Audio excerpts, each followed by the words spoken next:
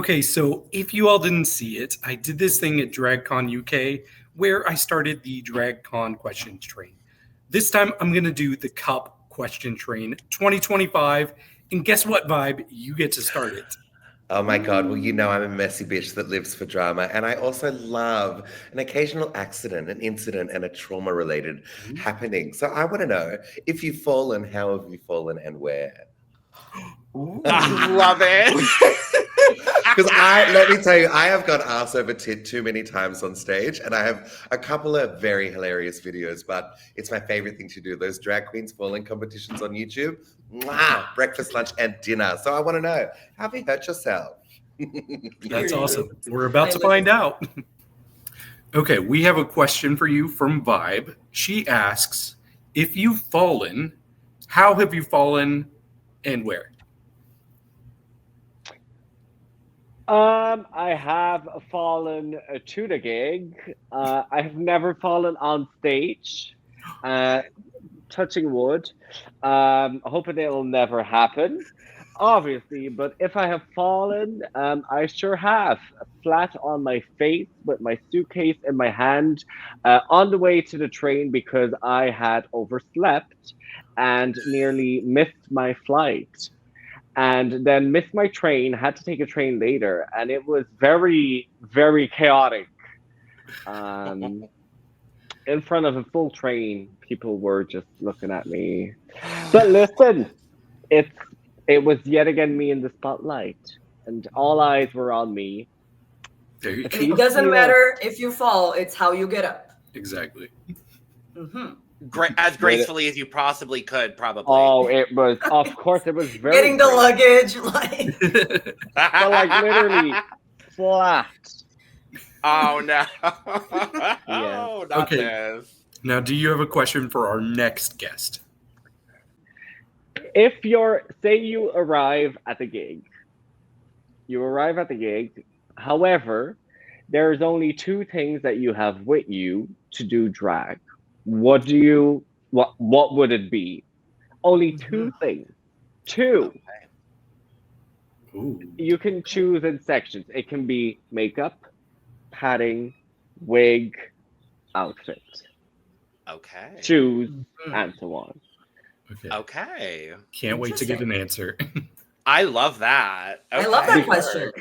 Because the thing for me, there's one thing if I would forget, I can't do. Okay, so we have a question to you from Chloe Clark from DragRace Belgique. She asked, if you're going to a gig and you only have 2 items of drag that you could bring with you, nothing, everything else got left behind. Yes. What would you bring? Like, it could be a wig, it could be costume, it could be makeup, binding, anything. Oh, for sure. I would bring Only 2. My how many? 3? 2 only. 2, only 2. Ooh, that's tough. Okay, then I would bring my fangs and my chest plate because I can use a fork or an olive oil to fix my hair if I needed to.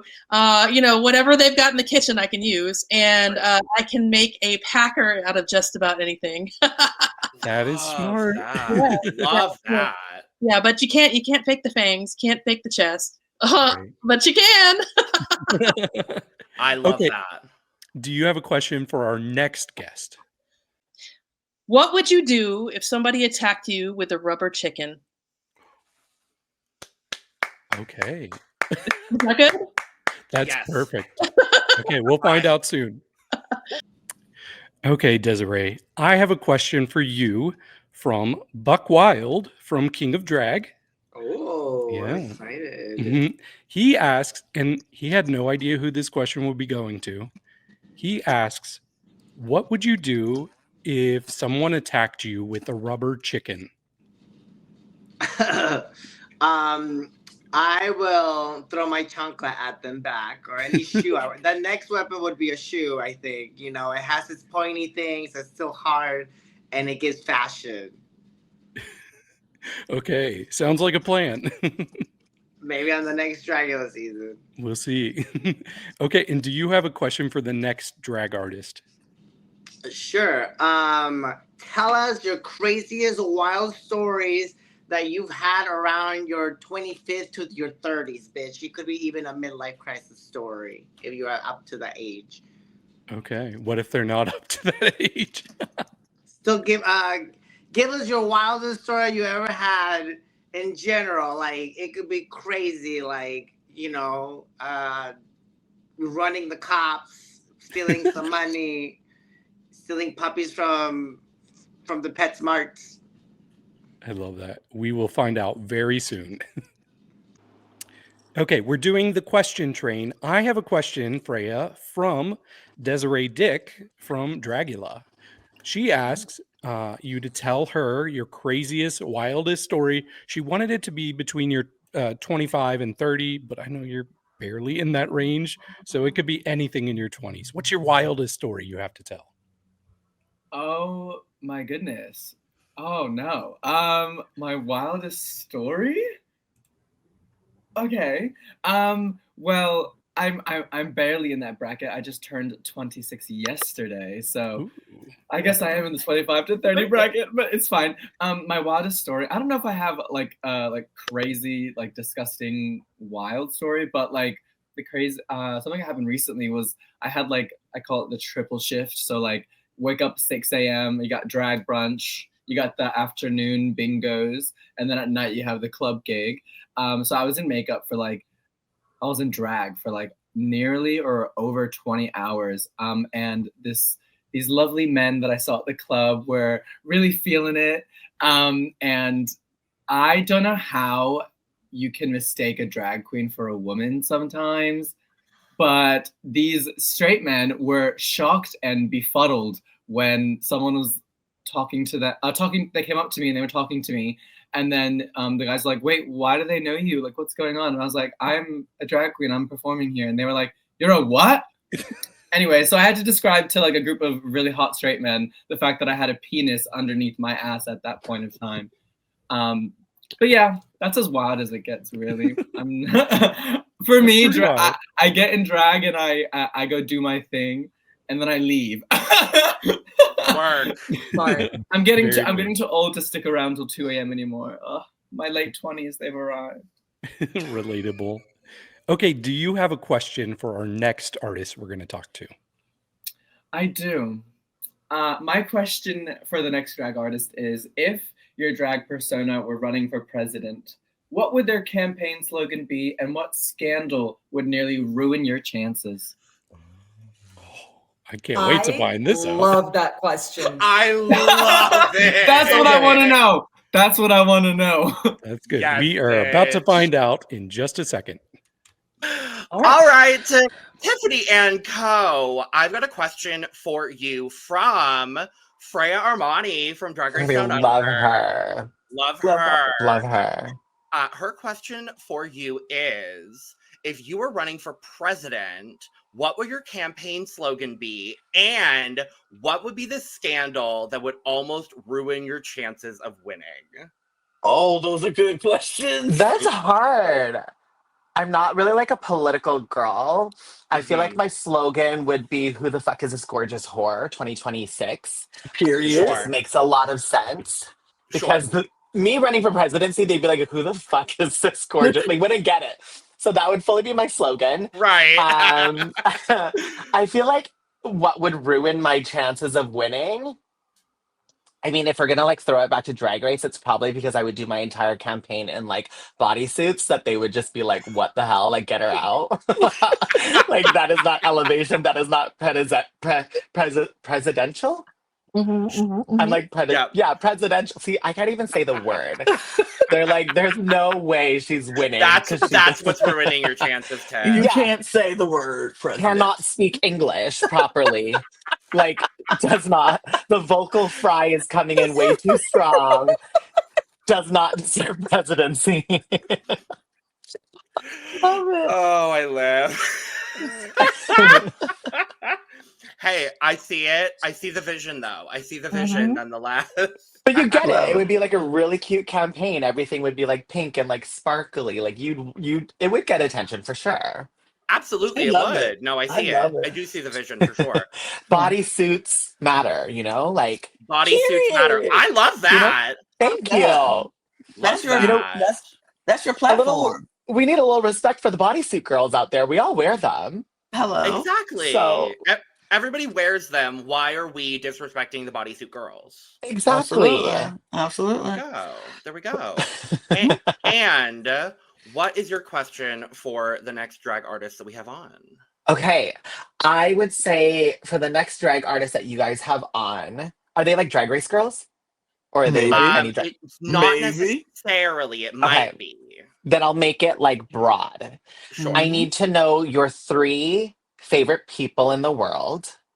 Okay. And with those 3, fuck, marry, kill. Okay. Oh. I Let's get a little live. messy here. Okay, I live. I live. All right. Well, we're going to find out the answer to that very shortly. All right, Lena Galore, my dear. I have a question for you from Miss Tiffany Ann Coe from Canada's Drag Race Season 5. I love her. We love her too. So it's a 2-part question, actually. Yes. So the first part of the question is, who are the 3 most important people in your life? Okay.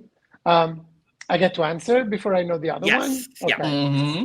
3 most important person in my life. Well, I would definitely have to say the members of my family, my mom, my dad, and my brother. But it would be, I don't know, I would love to, answer 2 ways actually, because they're important for some reason. I would highly encourage you to answer another way that does not involve members of your family. Yeah. Okay. So I'm assuming that the next question is, which one of them are you going to fuck? Okay, none of them. Perhaps, my dear. You know Tiffany Ann Coe. Yeah, I know her. Yep. So, yes, I would highly.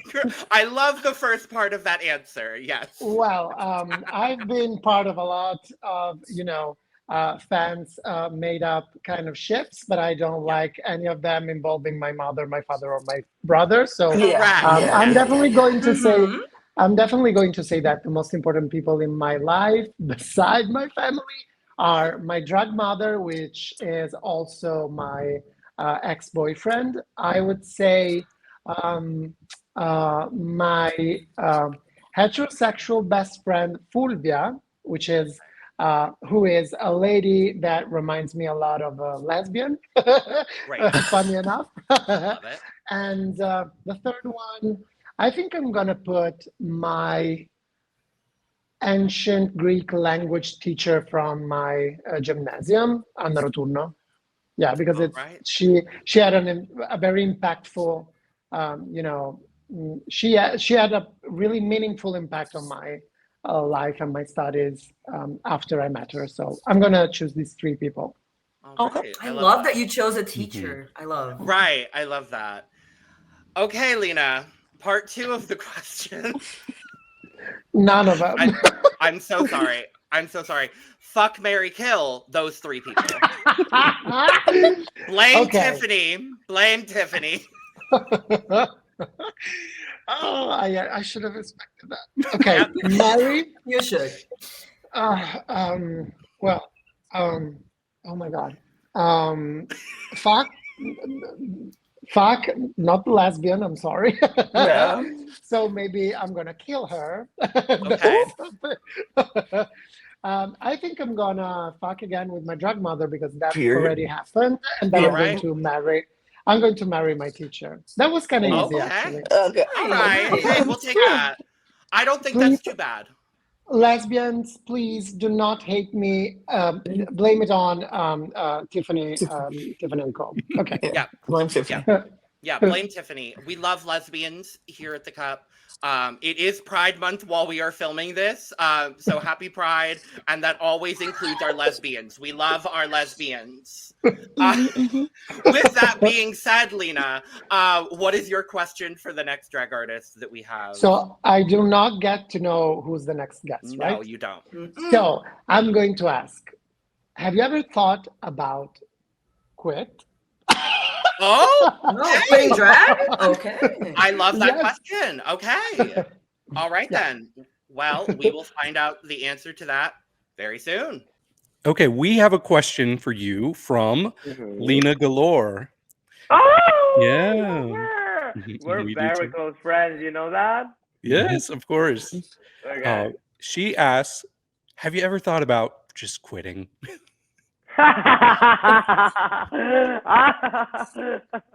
Actually, I have. It is very fucking exhausting. No, maybe a couple times, but never seriously. Like I think drag just goes into yourself. You can never quit this. Like officially, maybe there will be some point in my life that I do something else from a living, or maybe I get some time off, maybe someday. Who knows? But like, but no, quitting, I think. And most of all, because after winning, you will, yeah, that will never go away. You know, like you will forever be a winner from drag. You will forever be in the list of the ones who made it, and one of maybe I like to say that like we are the best drag queens in the world. Like we got to win that, and we demonstrated what we have. So that's such a big honor. I don't think you can run away from that. So no, I don't think I will ever quit. Like it may come to different points, of course, because you never know. Maybe someday I have a leg surgery and I'm a charming drag queen in a wheelchair. I don't know, and that will take time. I don't know, but like no. I don't think I will ever quit. This makes me so much happy. Yeah. Love that. Good. Okay, and do you have a question for our next drag artist? Yes, I have. Do you have something that you really regret doing on the show? Slash, if they were not supposed to be, they were not on the show. Do you have something that you really regret doing on your drag career? Ooh, okay. That Good means question. just Good open a nice question. door. You never know. Love that question. Love that.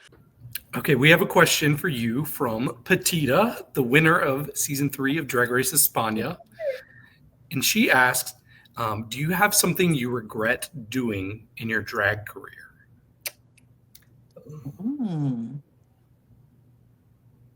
I think maybe not following my gut and not following what I think, what is my drag, like getting influenced to do something that it's not you at all.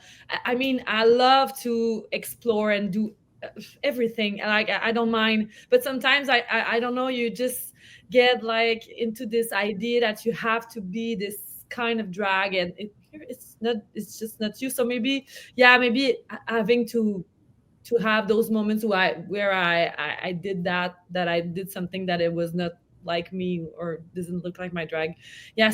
I think it's the regrets, but I don't have a lot of regrets. Usually I'm having fun and like everything. I thought you were gonna answer starting it.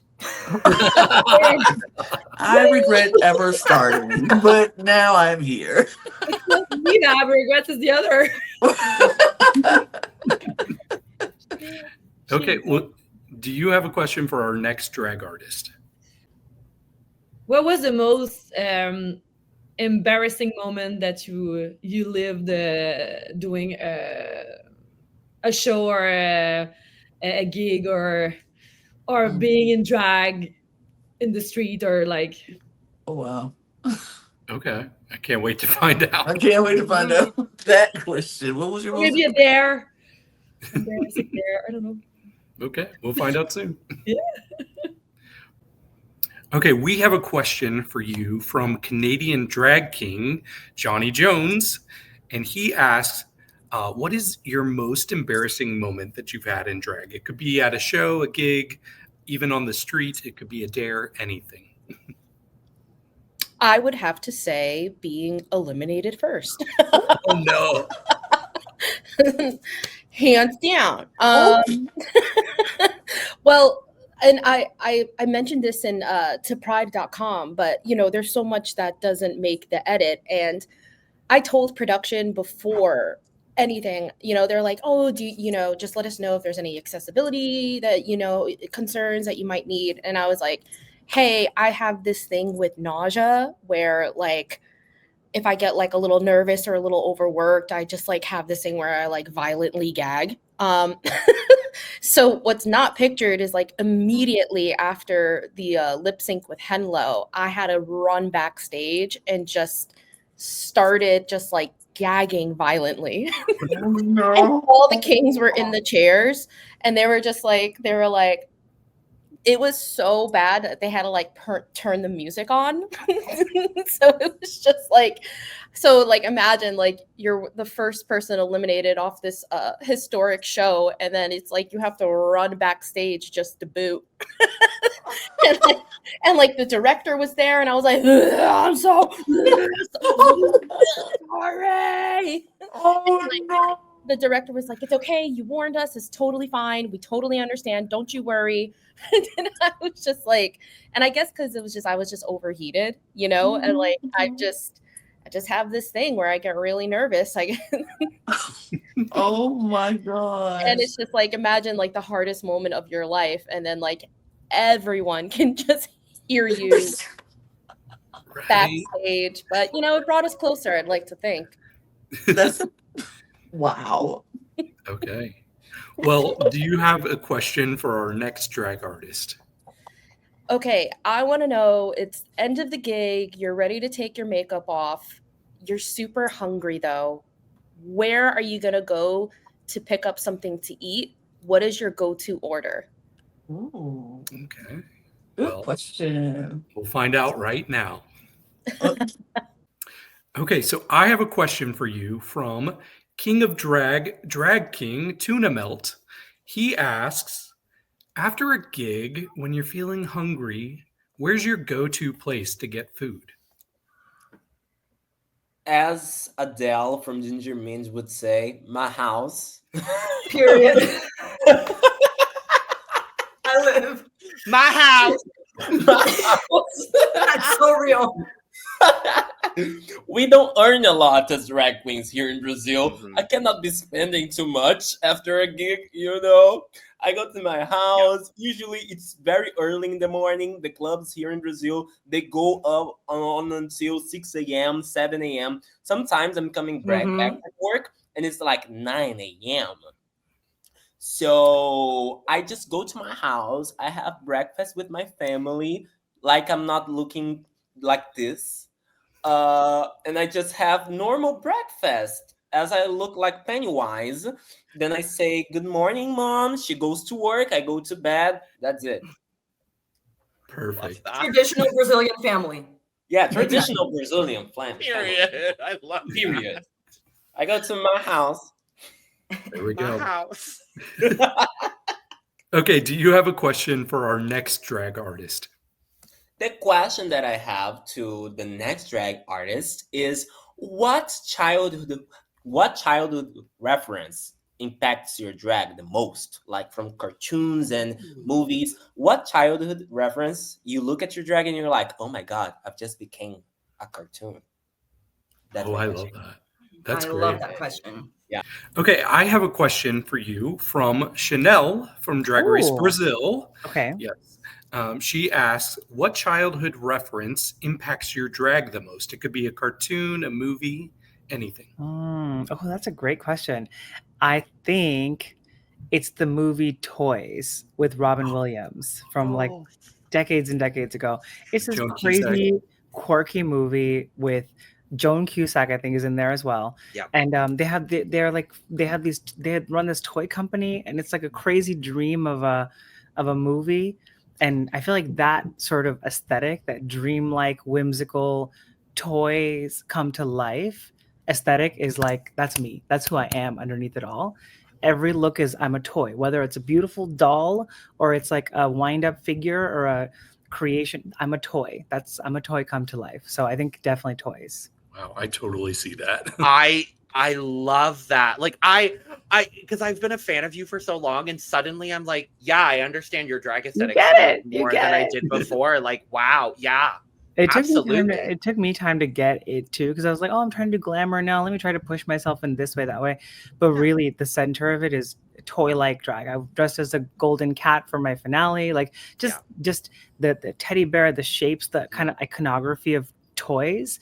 And then, you know, at the most glamorous or sexy or beautiful, it's like a doll, but it's still a toy. It's not like a sexy pop star. That's just not the drag that I do. It's not that kind of drag. But it's like a toy. I'm a little toy. I want giant zippers in the back. I want a huge wind up thing in the back. I want to be this perfect little toy. I think it's, and like plaything is also the end of that sexy spectrum. You know what I mean? It's like a little bit kinky too, a little bit inappropriate. I love it. Oh, I love it. Okay, do you have a question for our next drag artist? Yes, I do. I do indeed. Okay, mine is a spicier one. For the next drag artist who comes on the show, if you were to replace one of the queens in the brackets of this season of All Stars, which queen would you replace? Okay. Interesting. I love that. Okay, I have a question to you from Jeannie from Drag Race Thailand. She asks, for All Stars 10, if you had to replace one of the queens from any of the brackets, who would you replace? Oh my goodness. And you're replacing yourself with them. Myself. Okay. If I would go into maybe Nicole Paige Brooks, because we're kind of old gals too, right? So maybe I would choose to replace Nicole. Fair. And do you have a question for our next guest? I do. Okay, so if considering this is like you've been part of some sort of drag reality kind of show, if you had to do it again, what would you do differently? Okay. Yeah, very because good question. Once you've done it, it's like you learn some things. So maybe if I went back, I probably would be mindful of some different things as well the second time around. Exactly. Okay, we'll find out right now. Okay, we have a question for you from Miss Jaylene Time from Canada's Drag Race. Oh, I love Jaylene. Yes, we all do. She asks, if you had to do Drag Race all over again, what would you do differently?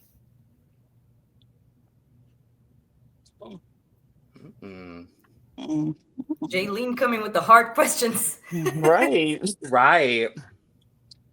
I don't know. I loved everything I did. Maybe I wouldn't have drank my immunity potion when I did.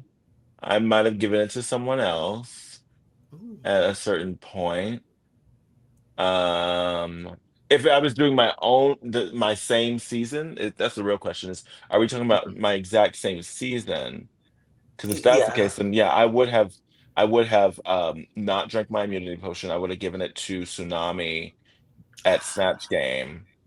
And then the other cookies would have crumbled the way they did. Very fair. Love that. Do you have a question for our next drag artist?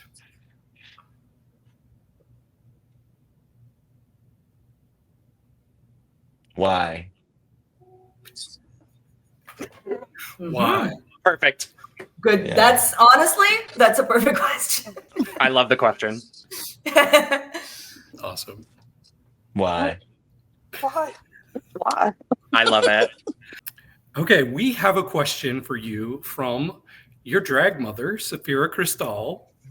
She just asks, why? She would. Yeah. And you rearranged my interview because she got the spot. So I get it. Why? Yes. A lot of what I do is as a maker. So much of what I do is keeping in mind the people who work behind the scenes, behind the camera, backstage, which is where I came from. As a makeup artist, as a costumer, as a scenic painter, et cetera, comma. But the thing is that sometimes as a maker, you will find, especially, I have this very niche specialized skill.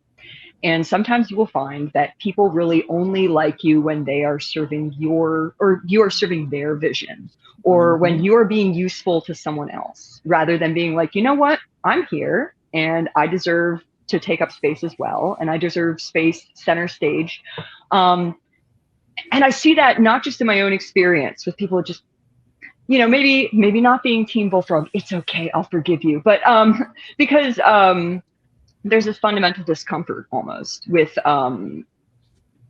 speaking up for yourself and not necessarily being in a support role, a supporting character, someone who is helping uplift others, but also being standing up for the validity of your own concepts and such. A lot of what Hello Bullfrog came from the fact that I was having ideas for clients. They were like, that's a little too extreme for me. And in that way, I realized that I was having these ideas for myself, and I was looking for something in the drag scene that I wasn't at the time quite seeing yet. I think we've evolved past that. It's been about 7 or 8 years since I started. So now there are more kings who do the prosthetics, who do high camp, who do theatrical stuff, who maybe work more with stagecraft than movement, because I also have an invisible disability. So I'm not necessarily relying so much on the stunts, even though at 38, I can now do a dip. I'm very proud of that. Period. So there's a lot of people that I felt like I was looking for something that I wasn't quite seeing, and so that was really important to me to be able to step into that, and now maybe making people more feel seen and more empowered to express themselves. In particular, it's not always going to be the way I express things, but I have heard from others that sometimes just seeing how exuberantly weird I am has given them permission to share the parts of themselves that they're worried will be off-putting, because I'm so wholeheartedly going into off-putting that they're like, oh, well, this person seems to be having fun, like maybe it's okay. So why, for the people backstage, for the people behind the camera, for the people with the disabilities, who were all people I was looking for and I didn't see, so I had to go represent myself. If you can't find your muse, become your muse. Absolutely. I love that you came up with such a beautiful answer to such a short question. I know. Right. I love that. I love it. I love that. Okay, do you have a question for our next drag artist? Yes. What is something that your stage persona and your daytime self disagree on? Oh. I love that. Okay, I love that. We're going to find out right now.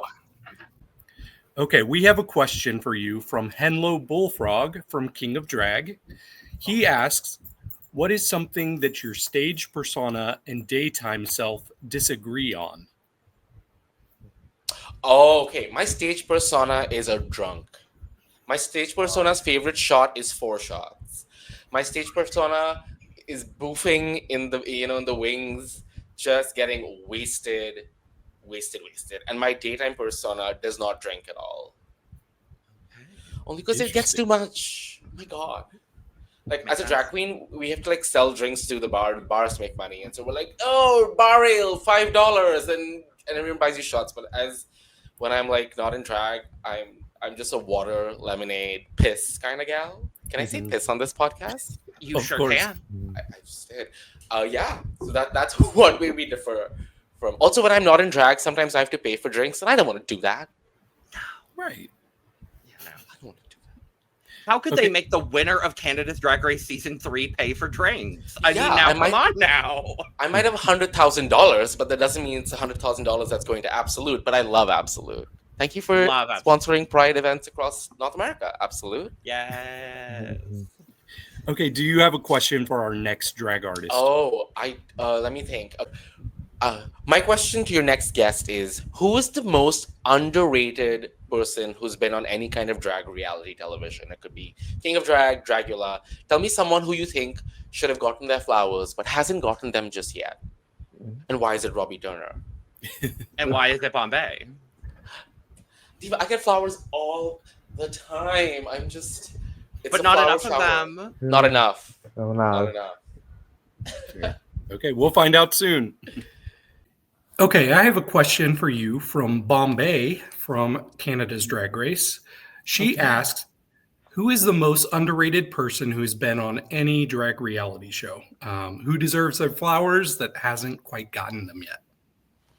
Who deserves their flowers that hasn't gotten them yet, that has been on a reality show? It could be King of Drag, Drag Race, anything, Dragula.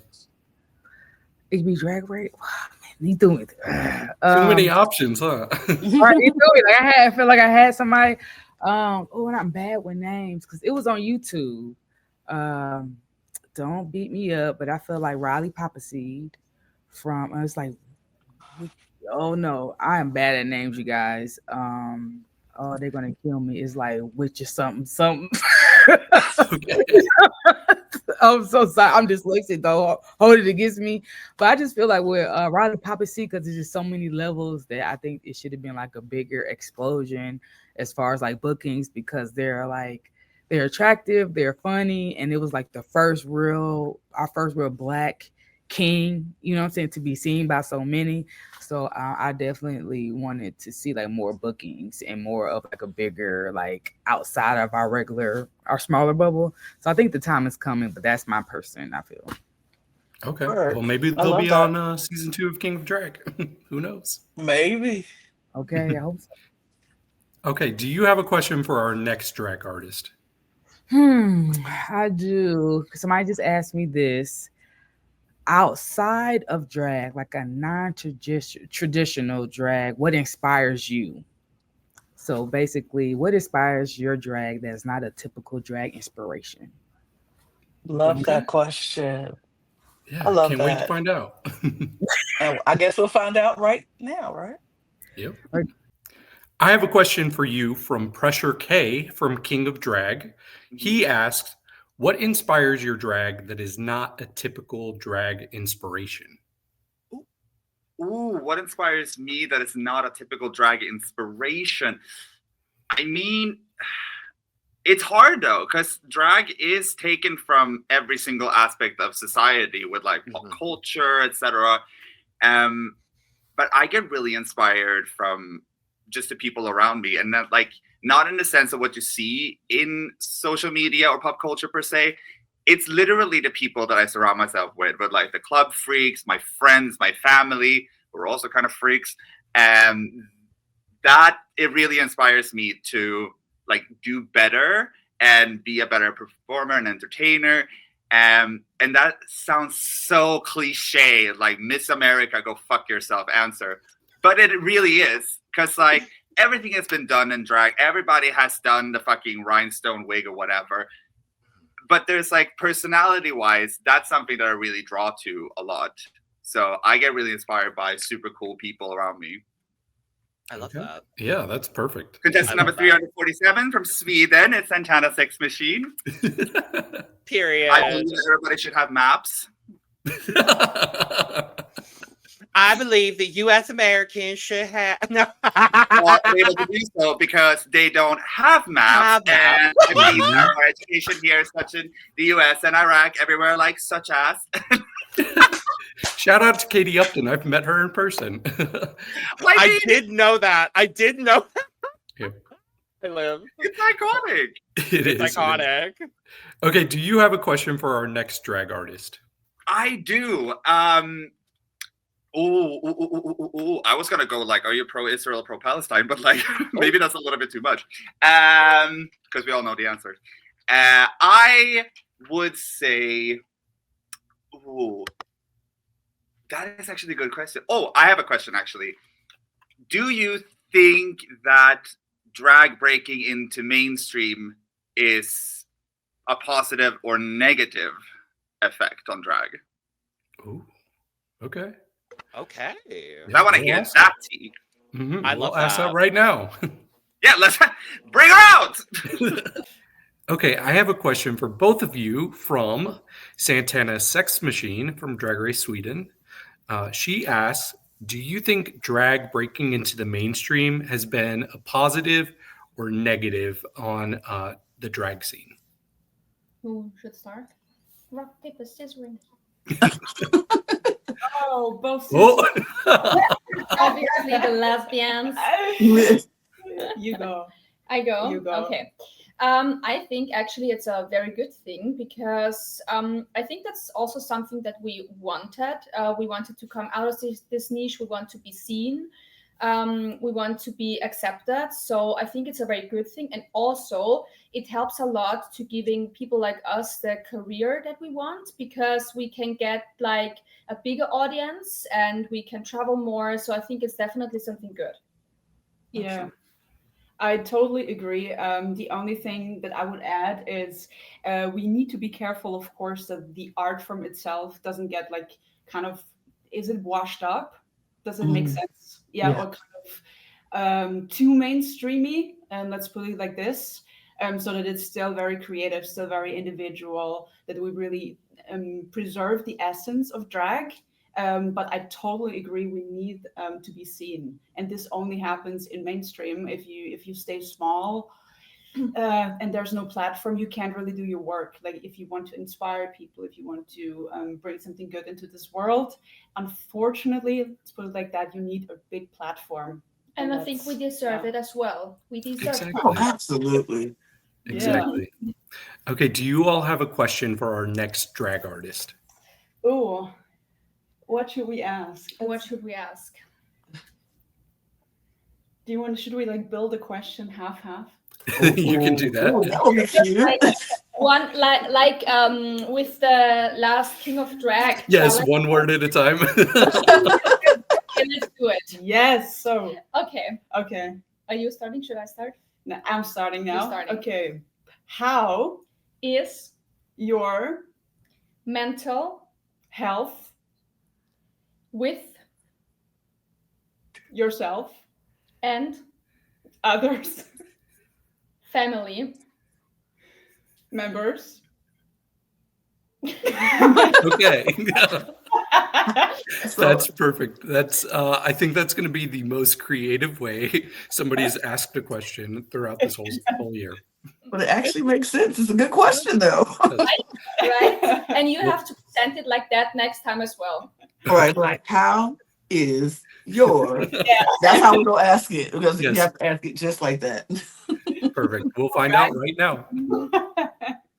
Okay, we have a question from you. Actually, from two people. So Oh my God. Okay. You're the first to get a duo question.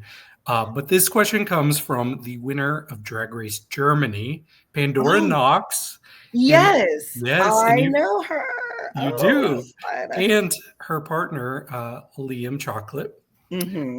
But since they were a duo, they wanted to do their question inspired by the Weenie Challenge, where people came up with one word at a time. So they came up with their question organically, one word at a time. That's incredible. And they asked us to present it to you, or to you now, in the style of the Weenie Challenge. So David and I will be presenting the question just how Pandora and Liam presented it. Yes.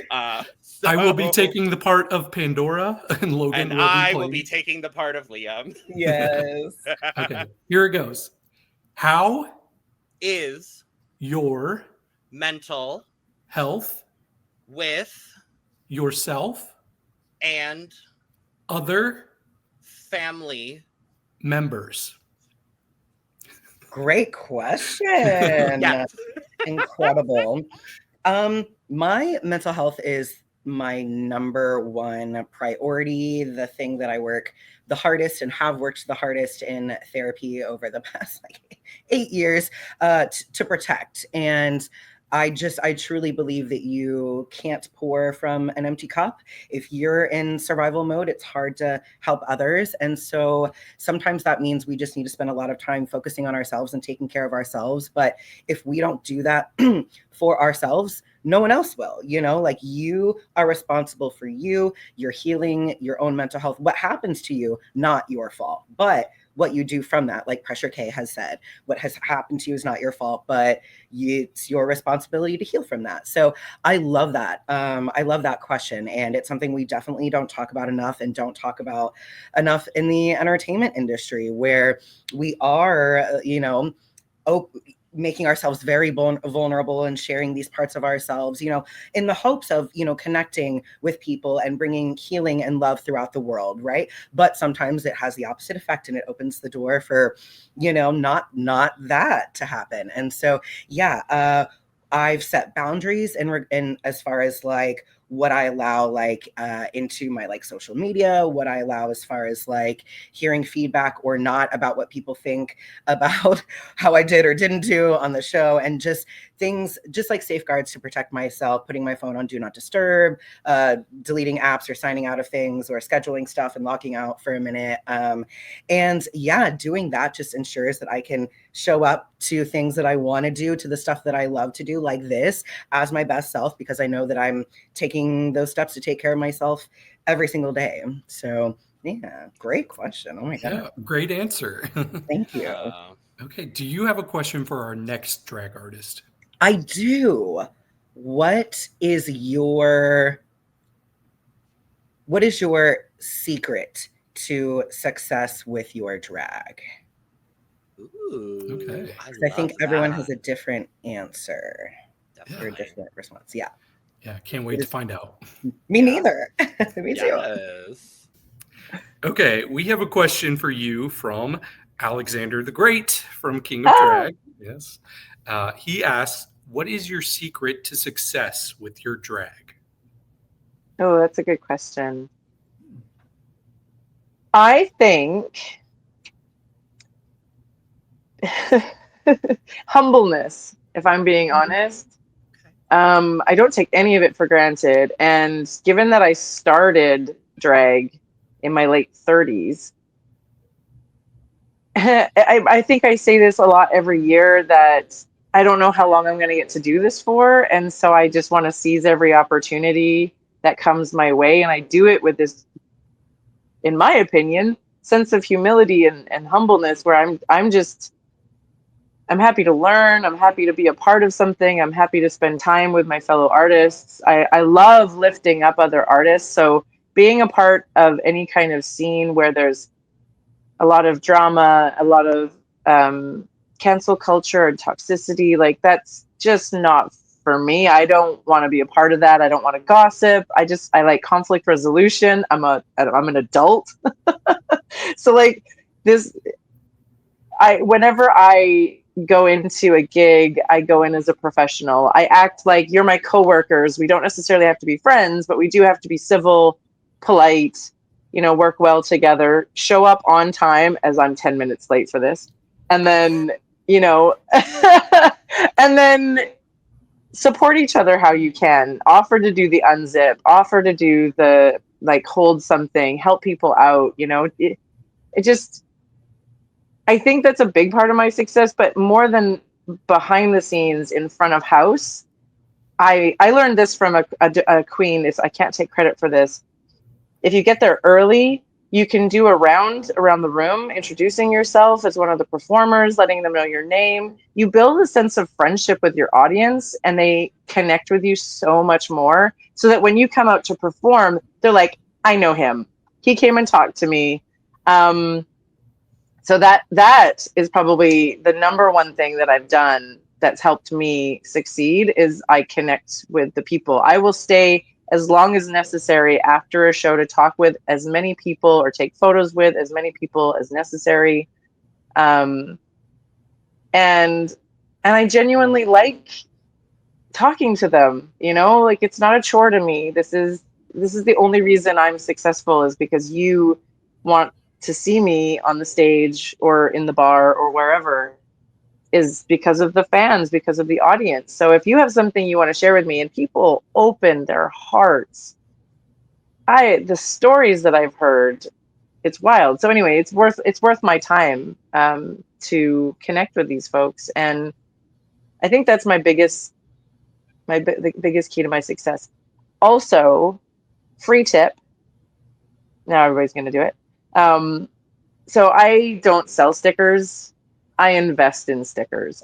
I invested in the art, and then I invested in having them printed.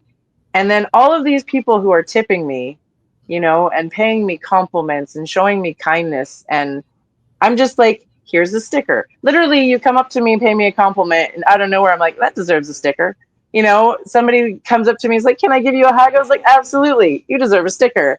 It's just something I just thought was a nice thing to pay it forward, because they're showing me such kindness.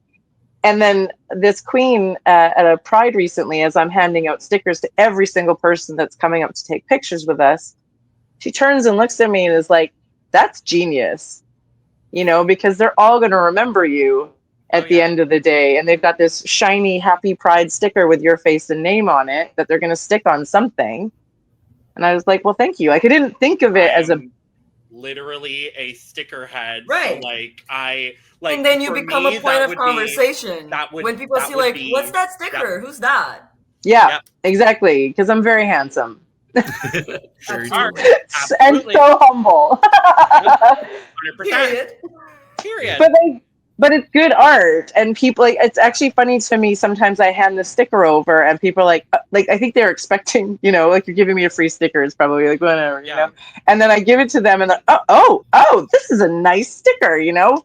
I feel like that has it's funny how it started with something I just wanted to do that was nice, and it has been reflected back at me that it's quite a savvy business decision that I made, which I didn't think about, but it definitely seems to have worked. Also, at events, particularly during the summer, I pre-order a bunch of my Clack fans from dragmerch.ca, and I just have them handy, and then people see them with the art on it, and they're warm, so they're like, oh, I need one of these.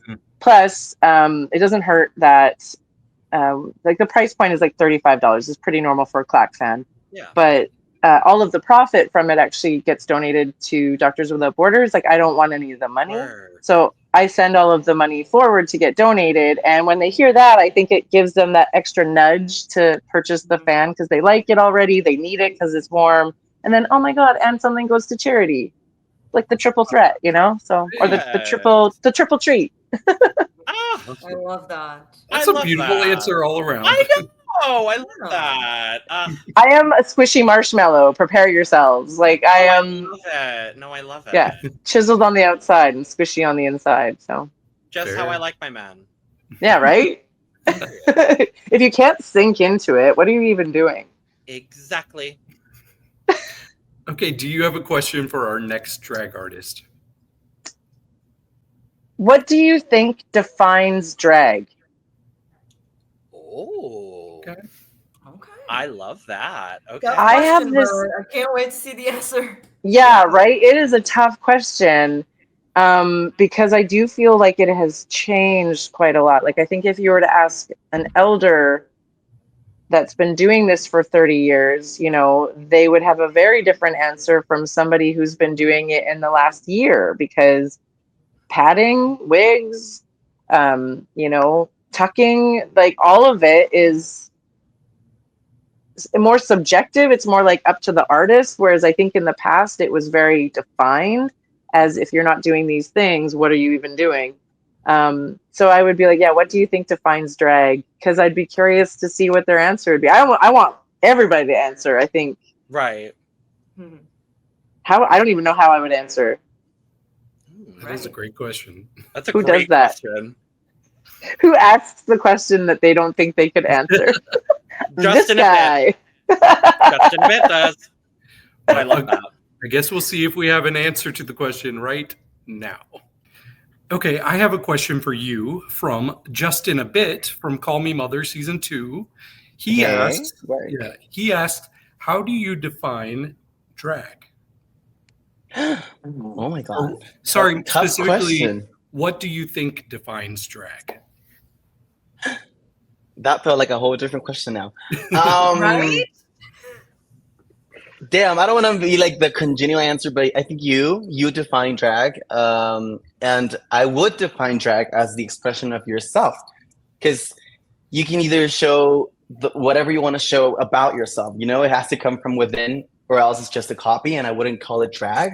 I think for drag to be drag has to be your essence. It can be feminine, masculine, thing, creature, whatever, but it's your essence. It's who you want to be. Like it's your other self. It's the true form of your identity from within. That's what I would define drag as. Okay. That's a great answer. That's a great answer for sure. Yeah.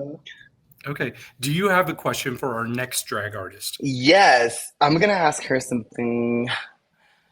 What do you hate about drag the most? Because there's a lot of hate as well. Okay, A lot to love, but definitely some A things lot to to love and a lot to hate. Yes. We'll find out now. Okay, I have a question for you from Horacio Patacio from Drag Race Mexico. Love it. She asks, what do you hate about drag the most? The thing I don't enjoy about drag is right after the show when you are done and your friends are like at the dressing room door, come on, come out, let's go out and have a good time. When I take my wig off, I have glue in my hair, I have makeup under my eye bags, I look tired, I am dehydrated, exhausted. I've never looked worse in my life. And all of my friends look incredible because they're dressed up, they're feeling amazing. And so I hate that moment of drag right after when you look like a drowned rat and it's your only opportunity to go out and meet cute boys and make out with strangers.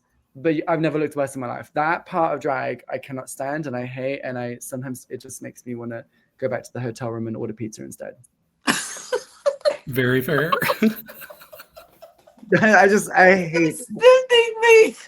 It's like the illusion is like, oh, she's the queen. Yes, she is the one. You see her backstage, bitch. When I come out, I do not look the same. I look really like just, I don't know, Draco Malfoy looking like scary, not fun. and it's like the time, you know, to like, yeah, to meet the future husband, and it never happened. Oh, that is sending me, but I love it. It is. Okay. Do you have a question for our next drag artist? My question for the next drag artist is, if you could be a cartoon character for a day, who would it be and why? Ooh, I love that question. It's kind of simple, but I feel like it's fun because it would tell you more about them, right? I guess in a way. Exactly. You know. Yeah, we'll find out shortly. Okay, yay. Okay, I have a question for you from Lady Camden. She asks, if you could be a cartoon character for a day, who would it be and why? Oh, I love it. So good for me, that question. Sailor Venus from Sailor Moon. Because she's the beautiful one. She's the clumsy one. She's totally me, and she's the warrior of the love. So, yeah. Okay. And her dream was be an idol. So, it fit me. She fit me. Sorry, my English is so bad.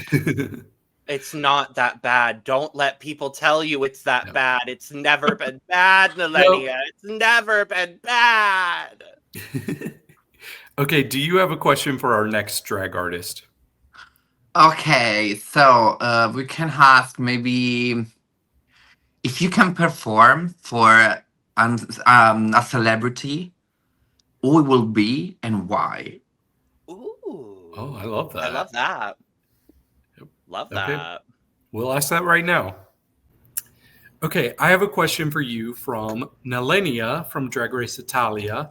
She asks, if you could perform in front of any celebrity, who would it be and why?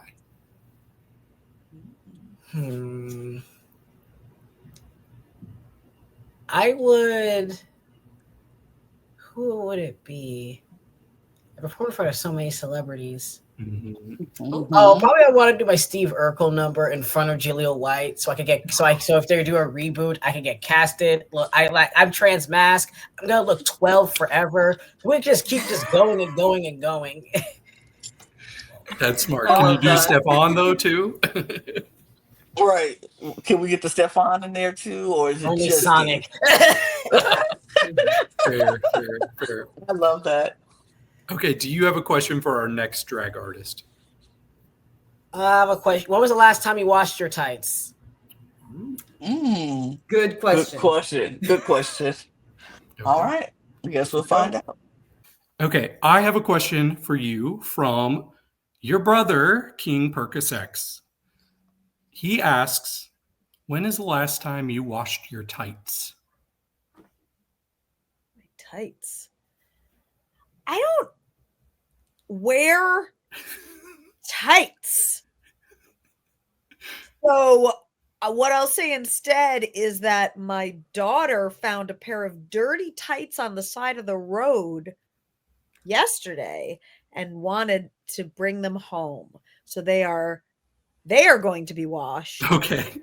Very shortly, but they are on a to-do list of tights to wash. Okay. And then you'll wear them? I'm not wearing them. I can't believe it. They are not my tights. They are child-sized tights. But if she wants to wear them after they are washed, she is welcome to. Fair. Yeah. Okay. Do you have a question for our next drag artist? My question is, what are you going to do tomorrow to infect a stranger with joy? Oh, I love that. Yeah, me too.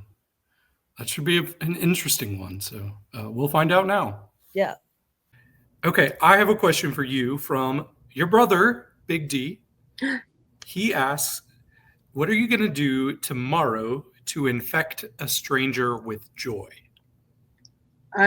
What I will be doing tomorrow to infect a stranger with joy is to simply say, look at them in the eyes and say, good day, while we walk past by and smile. And that's all I can do. There you go. I'm sure it'll work. Yeah, absolutely. Okay. Do you have a question for our next drag artist? Yes. Hello, drag artist. Your question is, if you were to write a novel, what would the title be and who are you dedicating it to? Ooh. That's really good. Yeah. Love that. Okay, I have a question for you from Charles Galen King from King of Drag. He asked, if you were to write a novel, what would be the title and who would you dedicate it to? Oh,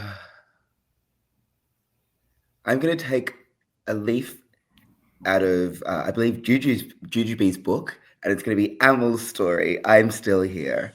Who would I dedicate it to? I would dedicate it to RuPaul, because I feel like Miss RuPaul she tried to kill me. She wouldn't be dead, but I am still here. And you are? Perfect. And will continue to be here. Absolutely. Period. Absolutely. Okay, do you have a question for our next guest? Oh my God, I'm thinking on the fly. My question for our next guest will be Fuck, Marry, Kill. Michelle Visage. Mm-hmm. T.S. Madison. Carson Kressley. Ooh. Oh, all right. Okay, we'll find out. So we're doing the next questions, right? And our next question coming to you is from Amel from Drag Race Down Under, season 3. Season 3. And she asks, fuck, marry, kill. Michelle Visage, T.S. Madison, Carson Kressley. Oh, I gonna kiss T.S. Madison because the shit's very sex and I love it. T.S. Madison. I gonna marry with Michelle Visage because I love it. That bitch, she's a big mother. And I will kill Rose Matters. Sorry, darling, but I need to kill someone, and the white man gay go to be killed. Absolutely. Absolutely, I love it. I mean, I think I would have had the same choice if I was you. So makes sense. So do you have a question for our next drag artist? It could be a king or a queen. Okay, so for the next one, I'm gonna ask it for you. What is the best host of Drag Race of the all franchises, and why Greg Queen from Brazil? Oh, period. Okay, period. Who's the best host and why is it Greg? Got it. Period. And we'll find out now. Okay, we have a question for you from Paula Hoffman Van Cartier from Drag Race Brazil. He asks you, who is the best host of Drag Race of the whole franchise, and why is it Drag Queen? Oh, I love that question, actually. Of the whole franchise, Yes. including RuPaul. Yes. Well, I might have to go with RuPaul, actually. But I haven't had the chance to meet her yet. So I might just have to go ahead and say Nikki Doll because we had the chance to meet her. So there you go. Fair. But we love Drag Queen. I love the addition of you haven't met RuPaul yet. Yes. Yes. Hopefully one day. And you have a question for our next drag artist. Yes. I would like to ask the next drag artist. Why am I speaking gibberish right now? Question? How do you prevent as an artist from being burnt out? That's a good Creatively. question. Okay. Creatively, emotionally. That's my question. How do you prevent that from happening? Is it too serious or is it good? Is it fine? That's perfect. That's a great Yeah, I love question. that. Okay, we have a question for you from Cookie Conti from Drag Race France. She asks, how do you prevent being burnt out as an artist, both creatively and emotionally? Oh my gosh, I think I'm a big fan of like gratitude checks. I really do, like literally every single time that I perform, like maybe that's my Beyonce mantra in me, but every single time that I perform, I really do take a moment and like, you know, kind of just like feel thankful for what I'm doing, even if I am so exhausted. And I honestly do center there. I don't know if I would say the word praying, but like it is kind of along that line where I will sit there backstage and I will just be like, okay, I'm very grateful to be doing what I'm doing. This is literally my dreams coming true. I am so thankful to like, you know, get to express myself like this and like meet these people, do these things, da da da da. And for me, that helps me even when I am so exhausted because like this is really like a dream life, you know? It is literally my dream that I've had since I was a little kid. So I think those kind of like gratitude checks help me from being burnt out. Because you can kind of like go through it and like check in, and then you could be tired tomorrow. That's great. Great advice, honestly. Yeah, absolutely. Love it. I love it. Okay, do you have a question for our next drag artist?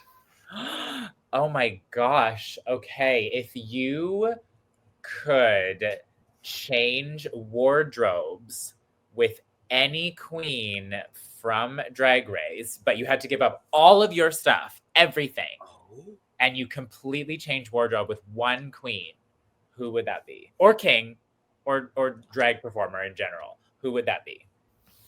Okay. That's great. I love that. Mine would be Envy Peru. Just putting it out there. Oh, of course. It's Of funny course. because that, honestly, I was like, I could see the next person saying Envy Peru. So that's right. Yeah. That would be mine, even though you didn't ask, but I'm telling you anyway. Oh no, I love the answer. I love the answer. Envy, if you're watching this and you want to give me some clothes, thank you, sister. Period. Yes. Well, we'll find out right now. Okay, I have a question for you from Kendall Gender from Canada's Drag Race. She asks, if you could change wardrobes with any drag artist, but you had to give up all of your drag, who would it be? Oh, fuck. Aquaria? Okay. Yeah, I think we have the same vibe. And I'm sure she has a crazy amount of dresses that I'm sure I can pick something nice. So, Aquaria. Oh, you have to trade everything, though, so... Oh, but yeah, it's okay. Yeah, I can exchange there you it. Trust me, the wardrobe is 1% expensive for what he is, so it's okay. She can take my shit. Exactly. I think that's fine. Okay, do you have a question for our next drag artist? I'm sure she is spectacular and it's not gonna happen, but just in the case, you have two options. You have to choose between perform in a bar full of people who doesn't give a fuck, or perform in a bar with 3 people who are very into the show. What do you prefer? Ooh. That's a great question. I love that. Okay. Love that. We'll find out. All right, Miss Gigi Ferocious. Yes. I have a question for you from Gabbana from Drag Race Belgique. And her question to you is, would you rather perform in a full bar of people who don't give a fuck about your performance? Or Yes. would you rather perform in a bar with 3 people who are loving your show, tipping you down, and having the best time? If your school is only lip sync the one. Oh no, sorry. I would actually shoot the first one. Okay. Yes. The big crowd? Is it performing in a bar is full of its people who don't give a fuck? For me, when it's nobody pays it attention to my show, and that's when I learn is something deeper. It teach me how to handle the situation, how to adapt, and is how to it make people have to look at me, and that is challenge is make me go as a this performance. Yes. I love that. I love Like a bigger that. challenge. I like Yeah. that. Yeah, I think I so. love that It answer. it challenge is so good for me. I think so. Yeah. Absolutely. I love that. Fabulous. Okay. I'm inspired by that answer. I love that. Okay. And Gigi, do you have a question for our next drag performer? Oh, I have a question. If you could is one lip sync to one song for the rest of your drag career, what song would I be? Is be and why is the song that it would make the world bar scream? Do you Okay. understand? Yes. Yes. Yes. Okay, we have a question for you from your sister, Miss Gigi Ferocious.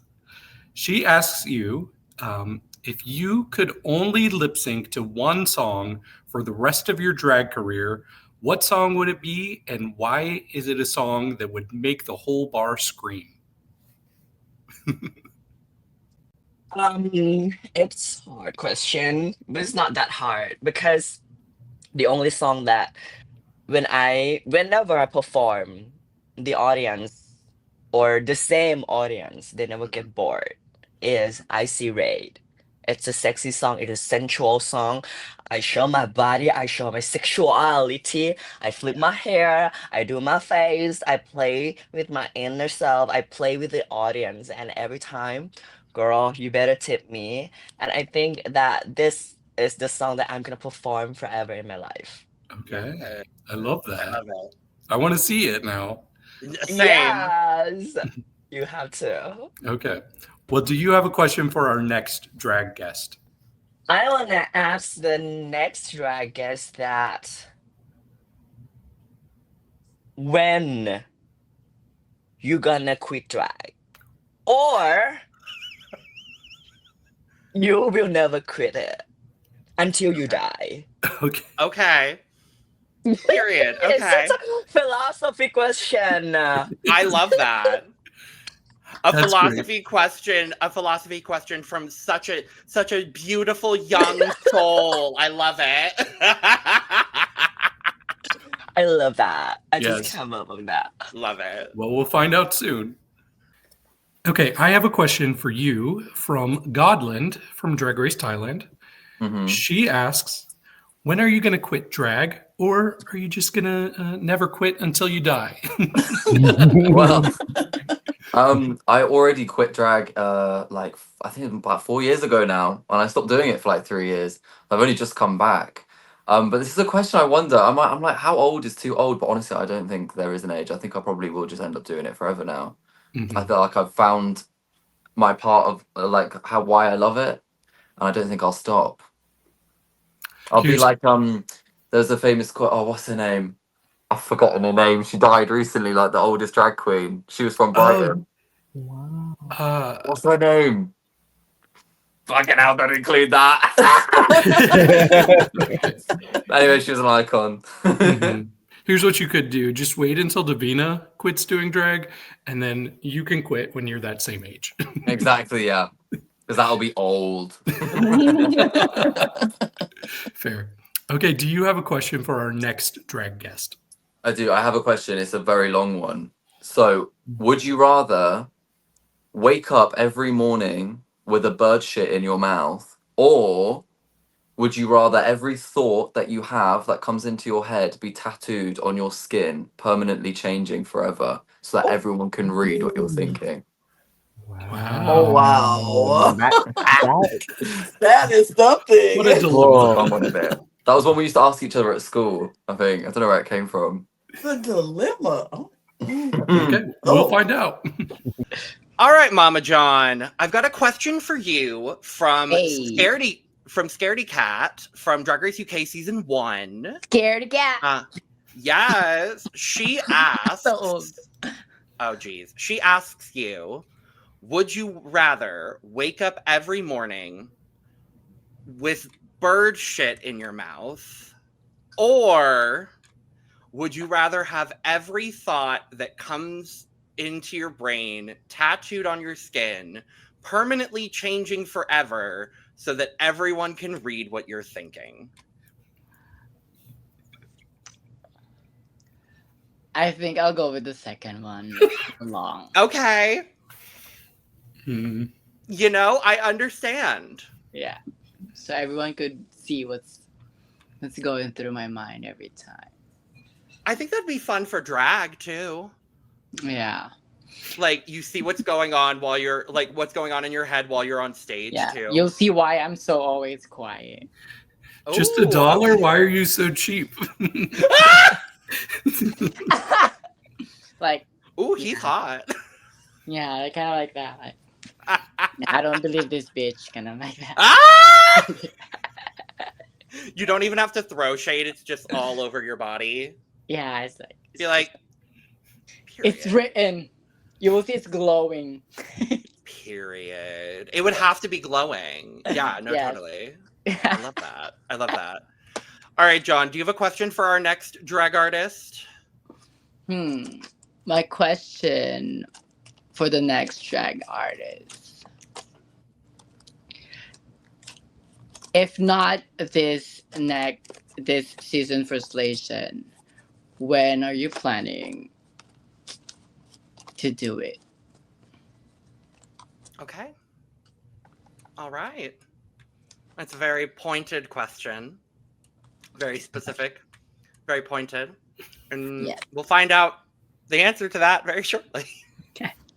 And we're going to be back. Oh, no, there's no commercial. I forgot. We're leaving all that in.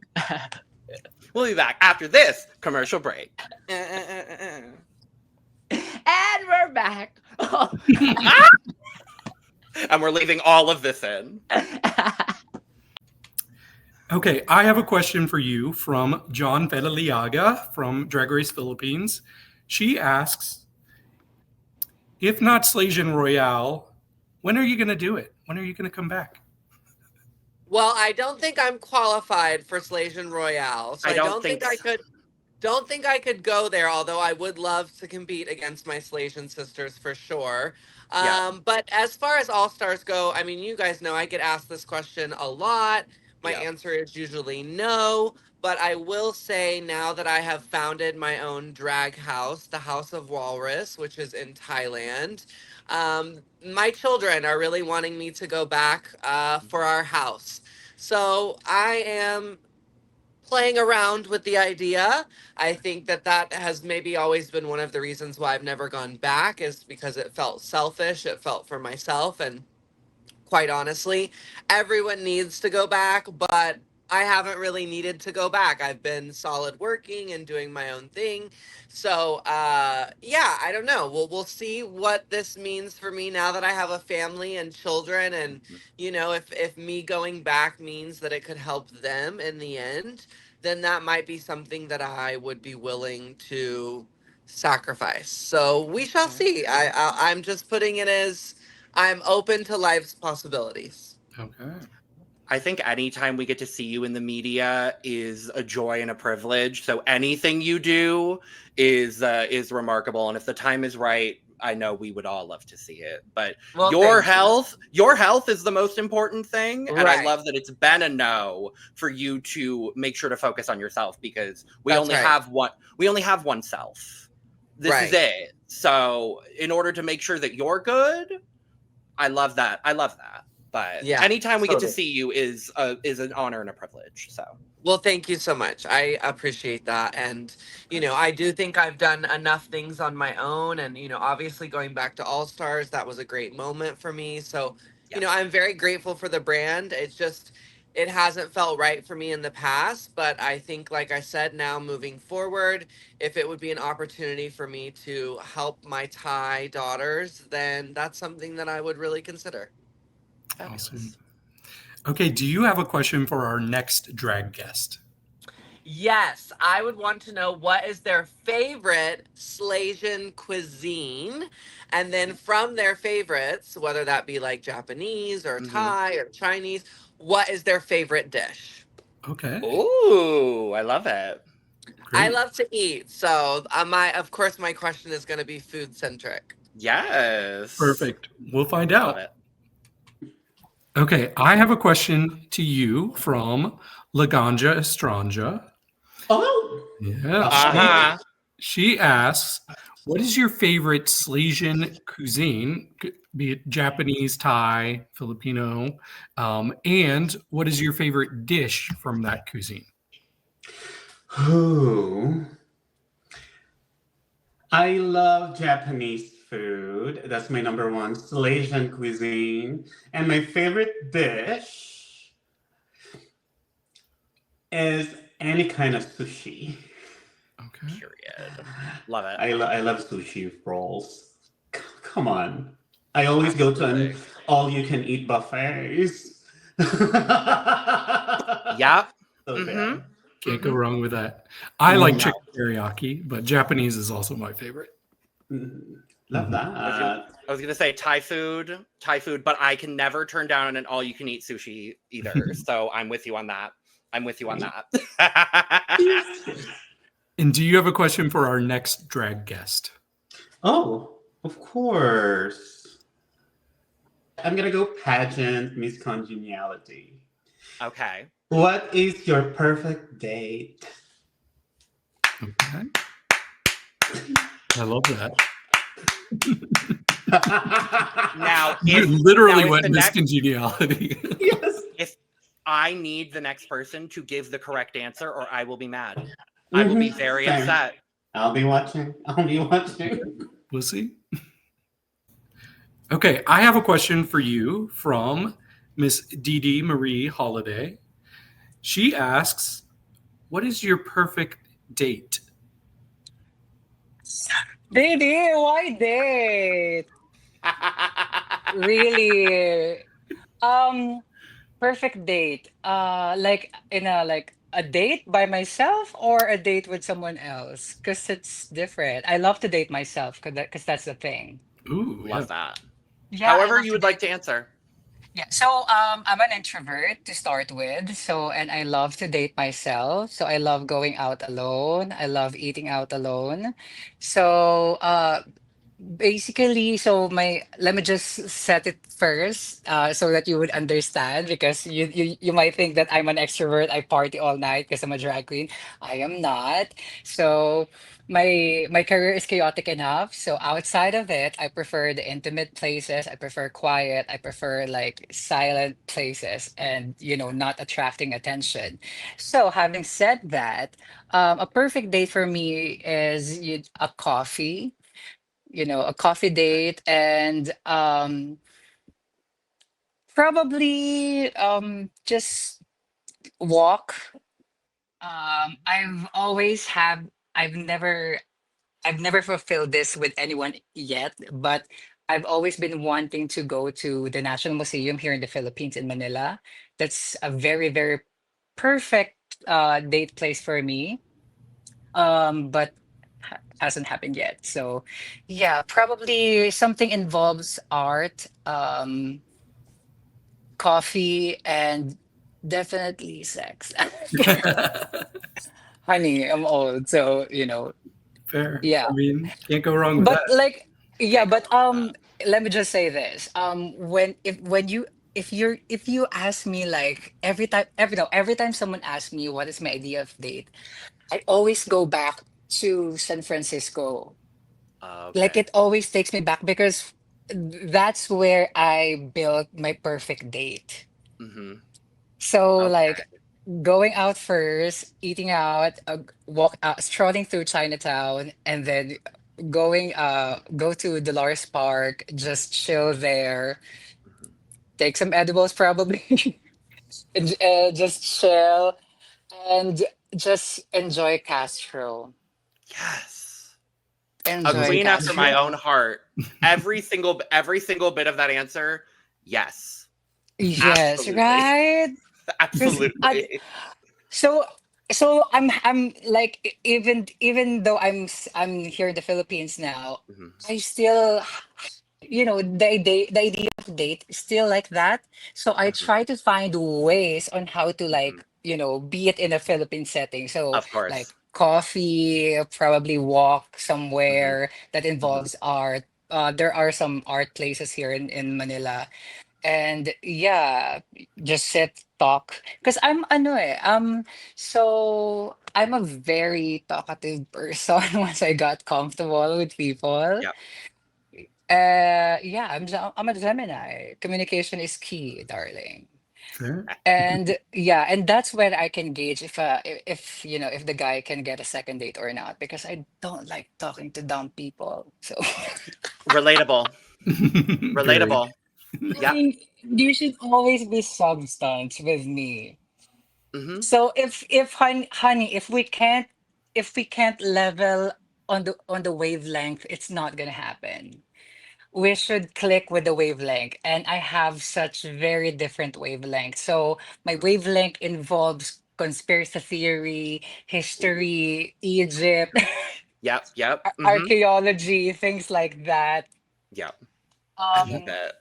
Love it. frequencies, manifestations, and all that, astrology, astrocartography. If it does Yep. not involve around those topics, honey, we're not gonna click. I love it.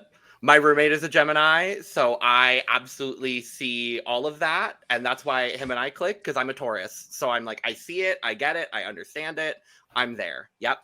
Taurus moon. Yep. I see it.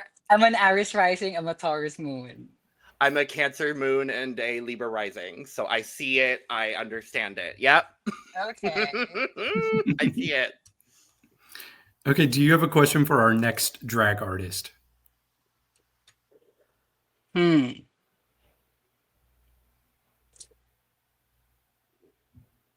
Okay, wait. I'm trying to find like a middle ground if I'm going to be serious or not with this. Okay. Yep. Okay. Next Either way. question for our drag artist. Oh, 8 years from now, where do you see yourself? Okay. Not 5, not 10, 8. I Okay. love that. Yeah. Because Very I just specific. yes, because I watched a podcast saying that you shouldn't ask someone about 5 because they will definitely have a definite answer to that, and not 10 because they will be on the settling side of their life. So you should go for the middle, which is 8. So it's between a career and stability. So where they are in life in 8 years. That's genius. I love that. Okay. I love that. Yeah. We'll find out now. Cool. I have a question for you from Turing from Drag Race Philippines Season 1. She asks, yes, we love her. She asks, where do you see yourself in 8 years? Not 5, not 10, 8 years. Oh, where do I see myself in 8 years? Hopefully I will see myself hopefully traveling the world more. I hope by then I would have done an All Stars or reverse the world. So yeah, that's like something in the future that I hope to see myself have done by then. I can see it for you. I hope so. Hopefully, I need to redeem myself. Yes, we need to see more performance on our TVs by Carna Ford, please. Yes, exactly. Definitely. Absolutely. Okay, do you have a question for our next drag guest? Yes, I do have a question. Now, for your drag persona, if it was a superhero, what would your superpower be? Ooh, I love. Yes. Great question. We'll find out. So we have a question for you, Mercedes, coming from Carna Ford from Drag Race Down Under season 4. Wow. And she wants to know, if your drag persona was a superhero, what would your superpower be? Oh my God, that is an amazing question. Oh my God, I have to think a little bit. Okay, so my superpower would be invisibility because I'm the first drag queen from the whole franchise that was forgotten in the promo picture, and I was removed. I was invisible there, so that's definitely gonna be my power, my superpower. I mean, apparently you already got that superpower since they just completely left you invisible, but you know. Yeah, that superpower is already here. Yeah. I love that. I love that so much. But so do you have a question for our next guest? Okay. What drives you in doing drag? What drives Let's go you? deep. Yes, let's go Yeah, deep. let's go deep. Let's go deep. We like when it goes deep. We Oh, do like when it absolutely. goes. We do like when it goes deep. Absolutely. So okay, I guess we will find out now. Okay, I have a question for you from Mercedes Vercal from Drag Race Brazil. She asks you, what drives your drag? What drives my drag? Mm-hmm. Money? Duh! I mean, okay, besides that, like, on a serious note, like passion always drives my drag, like I always want to tell my story through my drag. And, like people say, drag is an art form. And yeah, like through drag, I'm able to channel whatever experiences that I had in my life, and put it in my performances. And that, um, like I'm hopefully able to inspire the people out there. And also, drag is political, so I get sometimes political in my drag as well, like especially with the world going on right now. So we have a voice, as a drag queens, to perform on that stage, to actually put out a message to the world, to the audience. Maybe they feel uncomfortable, fuck that shit. You know what? You take it with a pinch of salt. This is what the world is currently going on right now. So that's what drives my drag company. Yeah. I love that. That's awesome. I hope that answers the question. Perfect. Oh, I can curse, right? Yeah, of course. Yes. Okay, do you have a question for our next drag artist?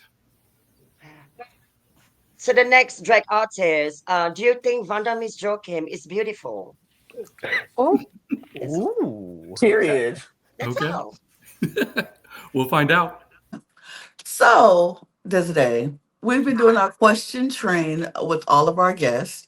And so our next question comes to you from Miss Vanda Miss Joachim from Drag Race Thailand season 2. Wow. Yeah. Mother. Yes. And so her question to you is, do you think Vanda is beautiful? Yes. And we're I'm gonna say we're gonna show you we got a visual. I don't know if you can see that, but it's kind of blurry. I hate that. But do you think Vanda is beautiful? Yeah, she's pretty. She's pretty. She's blondie. She's classy. The dress. I wear the dress. I would wear that dress too. Period. Mhm. So, do you have a question for our next queen or drag artist? Because it could be a king, could be anybody. So, If I have a question for her, for who? For our next artist, drag artist, yes. shit. All right, I have one question. Do you watch Drag Race Brazil? Ooh. Great question. Great question. I want to know. All right. Well, then I that always have to know this question. absolutely. Because in Brazil, everybody loves the queen from around the world. From Drag Race US, Drag Race UK, Spain, Down and Under. What about What about Brazil? Yes, what about Brazil? Okay. Nobody say about Brazil. Only Oh. Nigeria. Period. Mm-hmm. And Okay. Brazil nice. Well, then that will be the next question that we ask our next guest. So we'll find out. It's soon. easy to her. Okay, I have a question for you from Desiree Beck from Drag Race Brazil Season 2. Amazing. She asks, have you watched Drag Race Brazil? We're not meant to lie, right? Like lying. No, white I'll be lie, honest. No. Okay, no, but I have heard amazing things from a friend who is dating a Brazilian. Not even. And they said it's amazing. They said that it's so good. So I really need to get on it. There is really no excuse. You know, Beyonce has 24 hours in a day. I'm pretty sure she could watch Drag Race Brazil. So, like,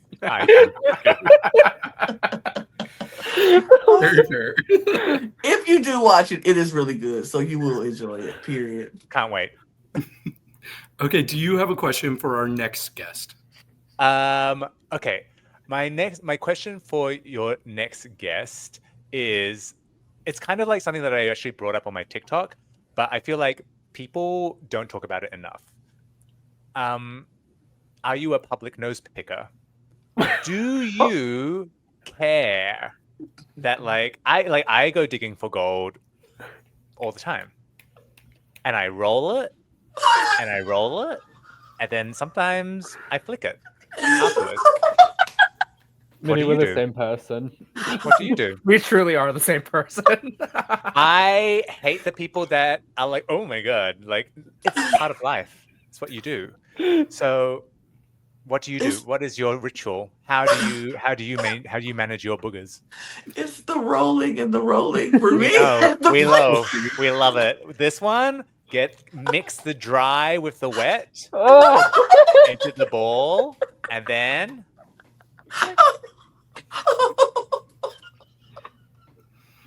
Fair. We'll find out. We will find out soon. Oh my god! Okay, I have a question for you from Minnie Wang from Canada's Drag Race. Yes, Minnie.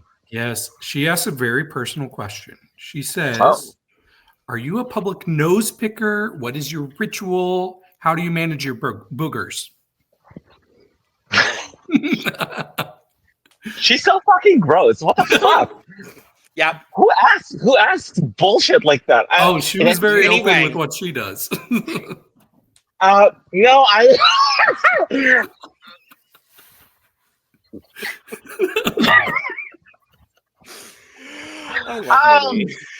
What do I do with my boogers in public?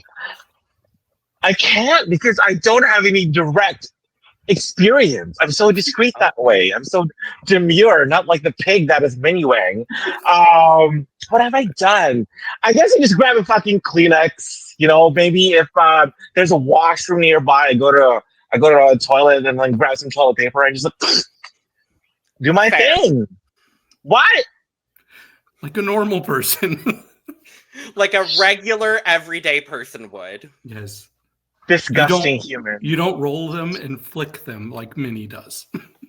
Disgusting human. That is does such not surprise me. That is such an Asian thing to talk about. Boogers and poops. Such an Asian thing to talk about. We openly talk about boogers and poops, how you do it, what you do with it, where you do it. She's so Asian for that. And I applaud her. Good job, Minnie. Okay. Do you have a question for our next guest? Do I have a next question? Do I have a question for our next guest? How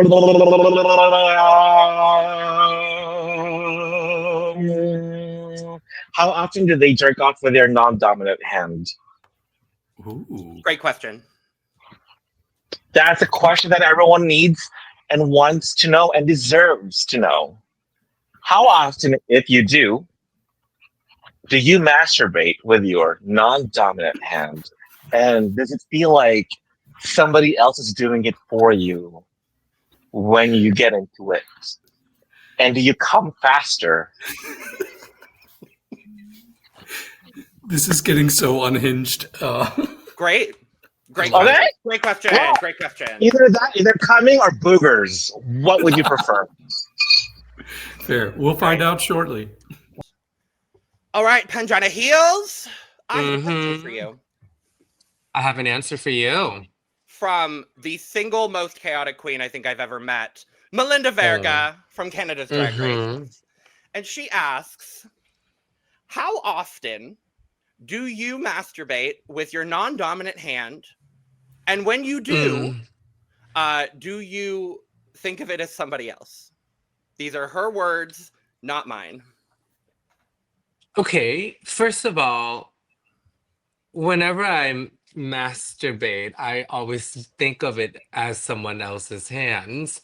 I've never used my left hand before because I'm right-handed, and it would just feel like a lazy attempt of an ex-boyfriend trying to finish me off. And I'm like, they're an ex for a reason, so I hope that answers your question. It sure does. But like I usually just use my feet to masturbate, so like most people. Of course. Love that. Of course. Yeah. Of course. The logical answer. Naturally. Melinda, I hope you got your answer, because but Pangina, do you have a question for our yeah, go ahead. Sorry, I was gonna say when I masturbate, I've always thought that it's Vivienne Westwood inspired type of masturbation. Are you feeling your goats when you do? Always, many, several herds of goats. Perfect. I feel like that is a common occurrence amongst all of us. So I think you're in good company for sure. Do you have a question for our next drag artist, Pangina? What is your pet peeve when a drag queen does a lip sync on Drag Race? Oh, I love that. I love that question. And I want more than 5 answers. More than 5? More than 5. Because it's so many. Okay, I love it. I love it. You said expand on it. Show your work.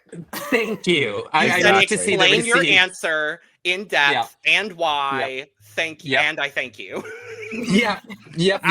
Because we all know there's a lot of them. There certainly are. And we will find out shortly. Okay, I have a question for you from the Pangina Heels from Drag Race Thailand. My sister. Yes. She asks, this is a tough question. She asks, what is your pet peeve when a drag queen performs a lip sync on Drag Race? And she wants more than 5 answers. More than 5 answers? Like, I gotta She wants a list of pet peeves, yes. Oh my God. Pet peeves. Hair whipping when you have a sculpted wig on. Ooh. Mm-hmm. Which is funny because I did that. I did that in my lip sync. So when I watch it back, I go, what are you doing, girl?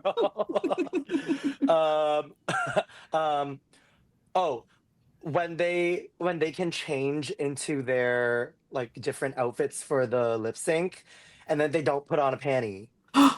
Oh, my camera did crazy things there. The camera said, I agree. Oh my God. What else? Ooh. Look, I wonder if we're allowed to throw in something. I hate ankle booties just in general. Oh, I period. hate ankle booties. Like I know Corey King loves to wear a little burjou, kind of like open toe dance heel, like that. I hate it. I get it. I understand why you're wearing it because it works and it's like so reliable, but I think it looks so ugly. I hate it so much. Oh my god, I have to keep going. How many more do I need? Three You got more, I three? think. Three No, more? you get two more. You get two Two more. more. Two more. Two more will put you at Get five. Not knowing the words. I mean, yes, I feel like that's a given though. I feel like that's at this point, it's like, just don't do it. Right. Or just don't do it. But I guess you don't have a choice because you have to fight for your life. But yeah, learn your words. And she's asking so much of me. I know, she's asking so much. Oh my god, what could it be? I'm stressed.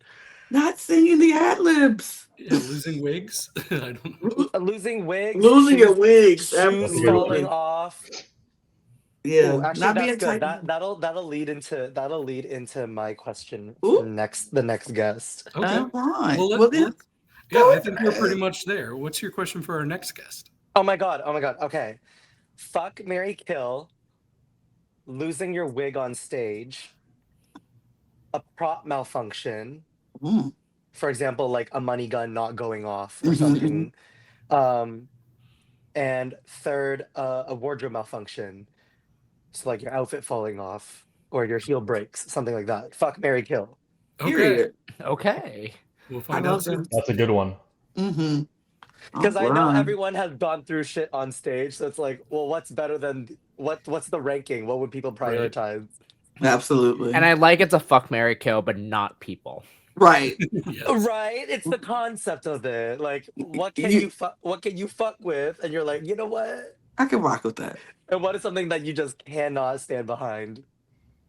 I like the way you think, Aurora. Yes. We'll find out soon. All right, Miss Kikiko. Yes. I have a question for you from your sister, Aurora Matrix. Oh, okay. She asks you, it's a classic, fuck, marry, kill, but with a twist.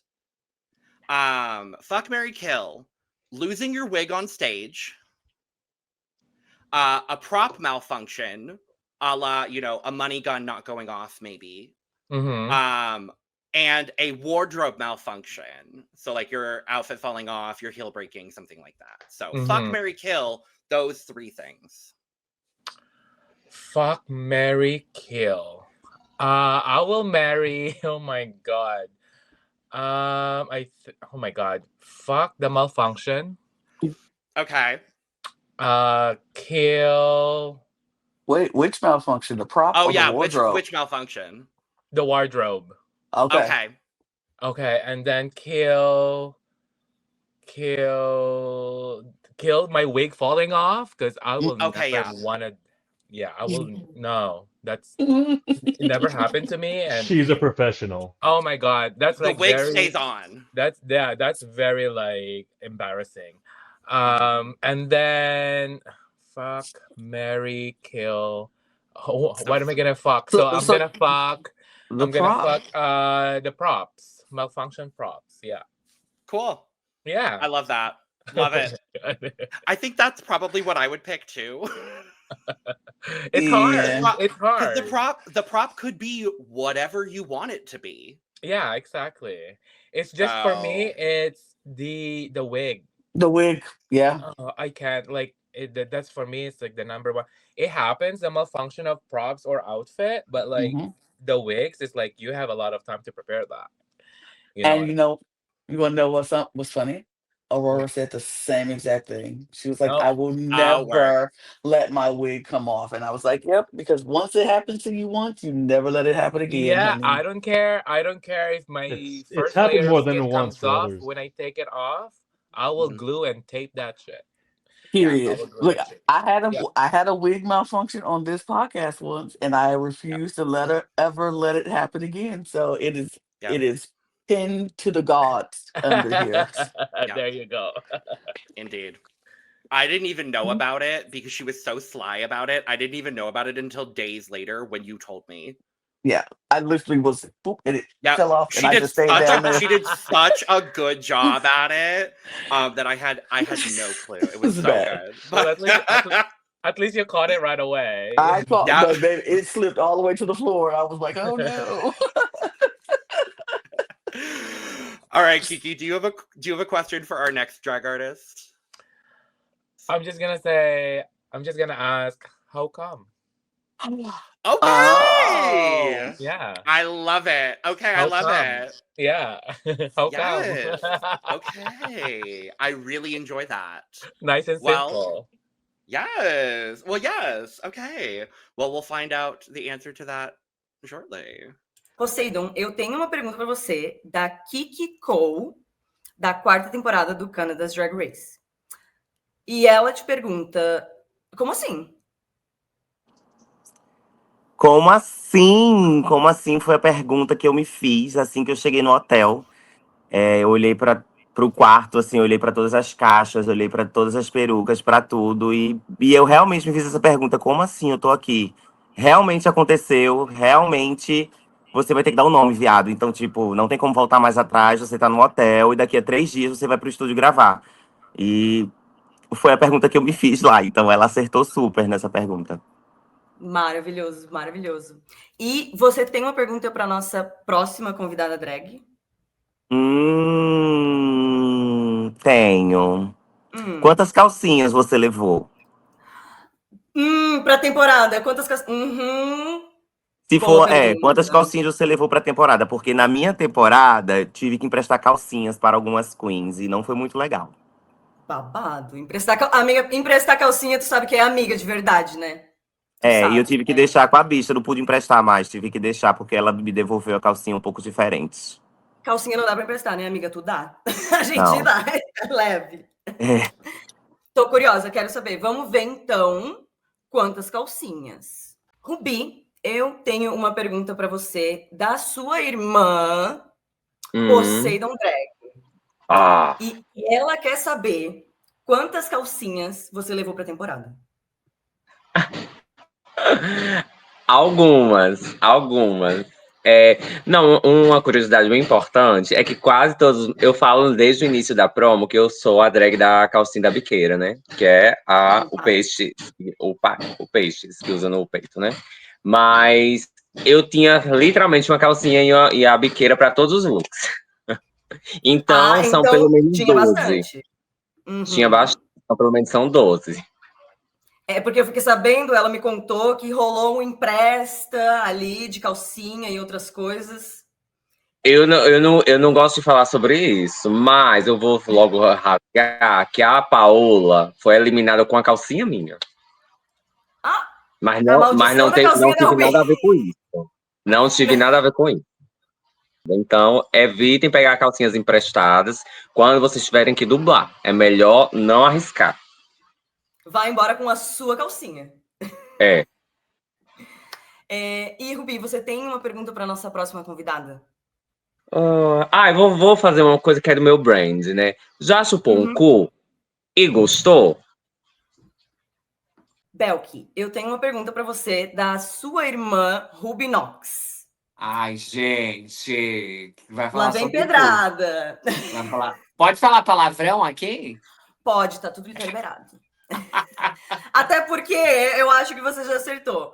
Mas a Ruby Knox quer saber se você já chupou um cu. Com certeza, né, gente? Meu marido, quem quiser o Instagram dele. Ela me E contou até umas porque eu sou histórias assim com a também aí de Ruby, bastidor. né? É uma escola, né? A Ruby Knox é uma escola. Agora ela é uma rainha, mas além de tudo ela é uma escola. Então, tô até pensando, eu nunca peguei umas dicas com ela. Mas eu acho que eu vou pegar. Umas técnicas novas, é sempre bom. E é sempre bom inovar, né? É igual drag, é sempre bom. Não tem uma regra. Exatamente. A gente está sempre aprendendo a técnicas novas. Exatamente. Vou pedir hoje. Hoje ainda vou mandar uma mensagem para ela. Eu vou querer saber disso, umas técnicas. Tutorial. Bom, Belki, você tem uma pergunta para nossa próxima convidada? Eu quero saber da próxima convidada quem é a Queen que não foi para a final e merecia ter ido. No Drag Race Brasil? Exatamente. Eu quero o fogo, eu quero a briga, eu quero. Agora que eu já saí do programa. Tiro, porrada e bomba. Agora que não é mais assim, empática, agora eu já posso falar, né? Já posso brigar. Brincadeira, gente, mentira.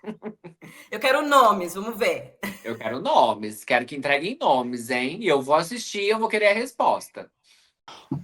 Nangbella, I have a question for you from Belki from Drag Race My Brazil. fave. Yes. She asked you, who should have been in the top 4 of Drag Race Brazil season 2, and why is it Belki? Well, Belki should have not only been in the top 4, she should have won and been Miss Congeniality and been Miss Fan Favorite. Yes, And have been a I returning agree. queen for next season as well, just because. And win I that season agree. too. Yep.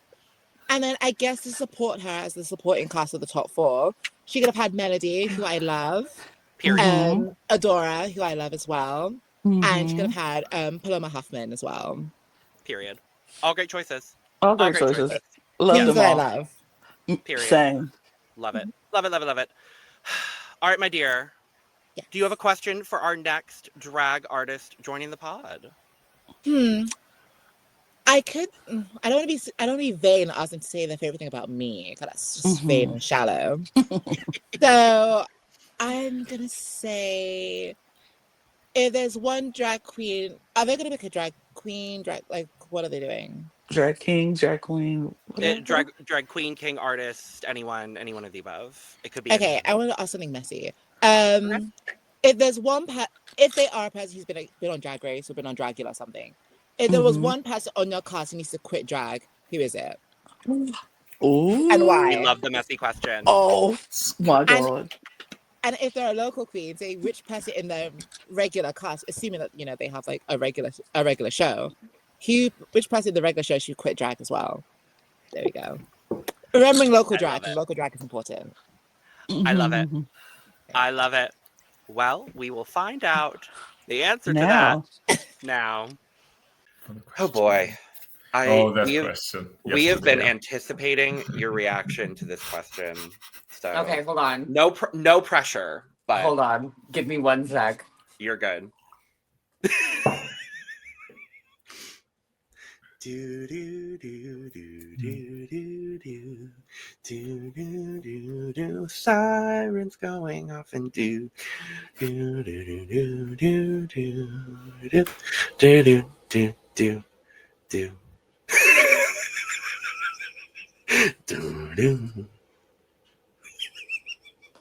Okay. I think I'm gonna keep this in too. This is great. This is great promo. Honestly, just like start posting just that. Tries to ask her a super spicy question, just puts herself on mute immediately. Like, sorry, I can't.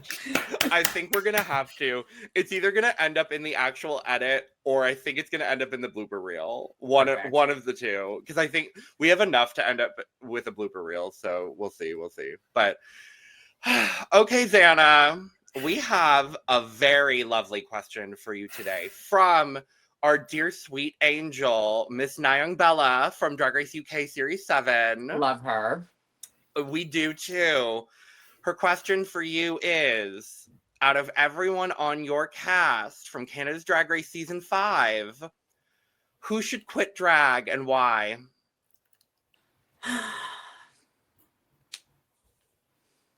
You know what? I have told every single one of them to quit drag. And for various reasons. Sure. Okay. I want to preface this being, I'm in my nice girl era. The Ozempic has taken the evil out of me. I want to say, let's have if I could like spin the wheel of like all 11 of us and just like land on a random target. I'm going to do that in my brain. Uma can quit drag. No, not Uma. Why not? Girl, go ahead. Go ahead, quit drag. No, I love Uma. I love them all. It's kind of just like one of those things where it's like that we don't even get to see each other very often. So like technically they have quit drag in my eyes. Like I don't see them. But yeah, I still talk to all of them like I love that. individually as much as I can. And I do tell them to quit drag. So hey, you know what? That's a great answer. We'll take that. Do I have to, are you gonna ask me a spicy question or do I get to give one for the next person? Is that how this is going? Okay, great. I was gonna I'll think ask about it. what is your question for the next drag artist that we have on? Who's it gonna be? No, you don't get to know before you ask. Oh, boring. Okay. That's how okay. this works, Xana.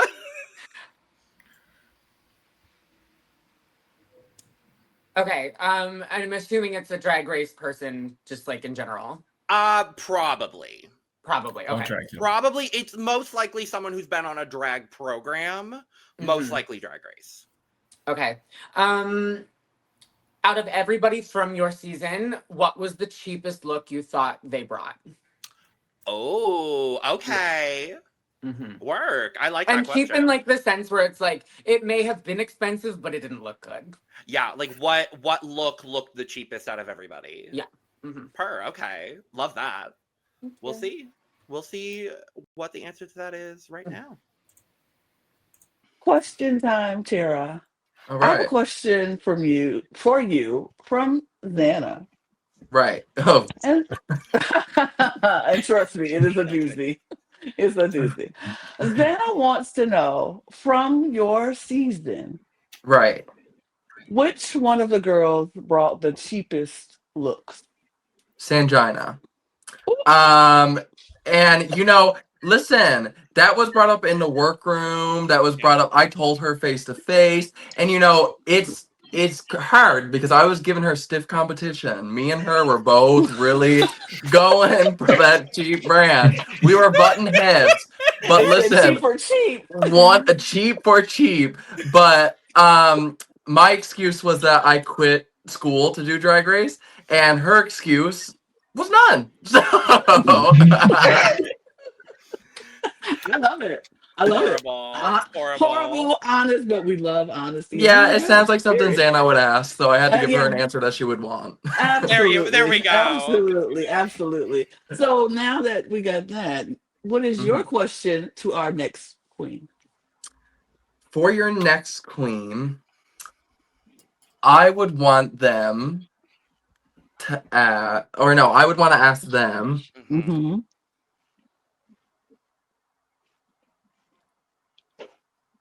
Who they don't get along with on the cast right now.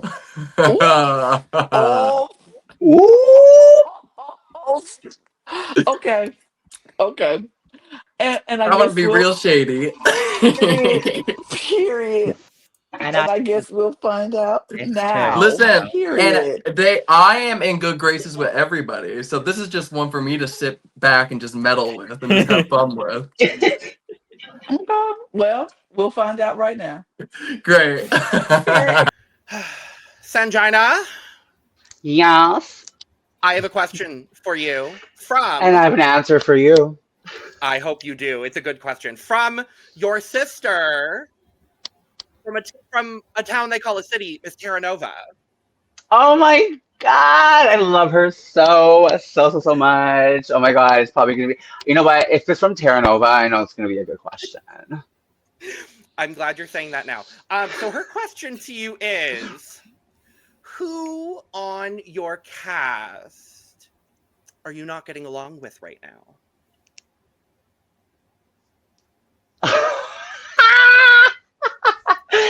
Well, can I tell you who I'm getting along with? Sure, I like that answer. Oh my God. Obviously, I love my sister, Michaela. I mean, Michaela talk every single day. Michaela's like, that's my bitch, Period. Obviously a mama bear Virgo. But, I love her so much. I'm so proud of her. Check out her new single. It's so good. So Into You. Check it out. We definitely talked to Mother Jaylene. Jaylene's been also very lovely, and the one that owns this boob, Miss Xanadu Xanadone. And Helena. We love Helena. But everyone else? Anyway. Oh, yeah. I mean, and Tara Nova, I'll reach out to Tara here. I mean, with me, if you know what, it's not based on who I don't talk to. It's just like, those are the people that are just like more in my life in this moment, right? But it's like, if I see anybody else, I 100% will talk to, but that's... Fair. Yeah. Fair and valid. Valid and fair. Now, Sanjina, do you have a question for the next person that we are going to have on the channel? Yeah. Oh my God. Let me think about this. Like is any question? Any question. It could be drag related, not drag related, whatever you want it to be.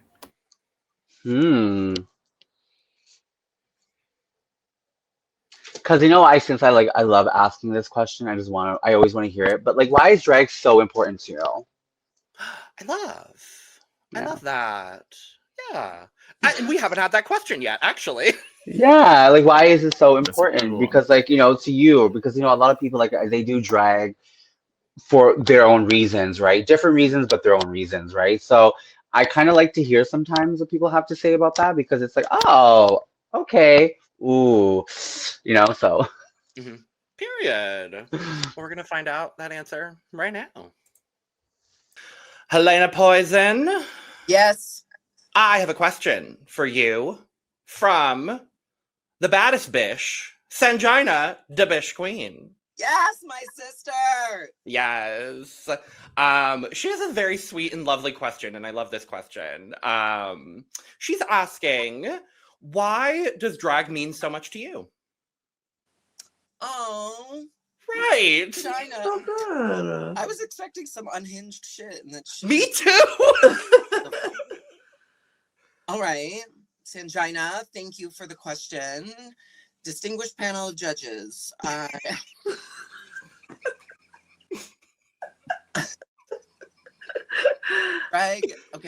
me. Oh my God, I feel like I'm making another audition video. What drag means to me. For me, drag is. It started as a means to an end, and it still in a lot of ways is for all of my creative endeavors and all of my skills and random creations. I have a place to put those and a reason to do them. But doing some self-analyzation, I kind of realized that drag really means a lot to me because I kind of made all of these really unreachable dreams that I always had as a kid come true without even trying to make them come true.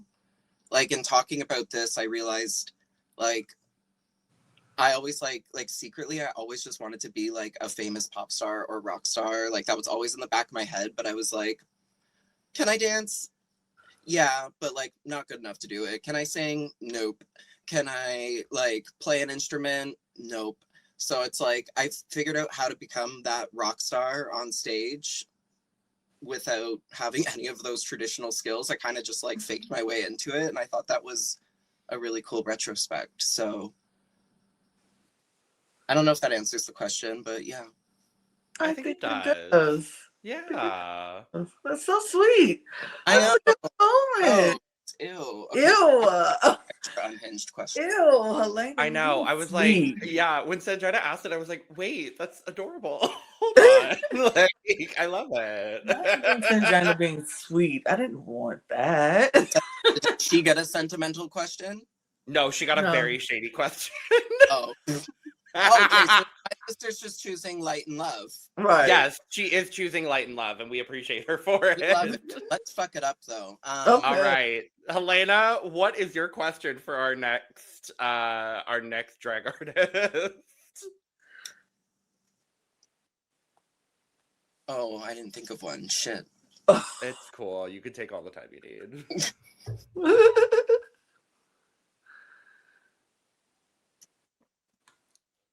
Alexa, ask me a random question. Well, this is refreshing. Here's one that'll really test your priorities. If you could only no, one food it's for the trivia. rest of your life, Alexa, stop. You've never Instagrammed. What would it be? I'm betting this eliminates 90% of Alexa, quit. Fuck. Mine too. We're leaving that in. We're absolutely leaving that in the video.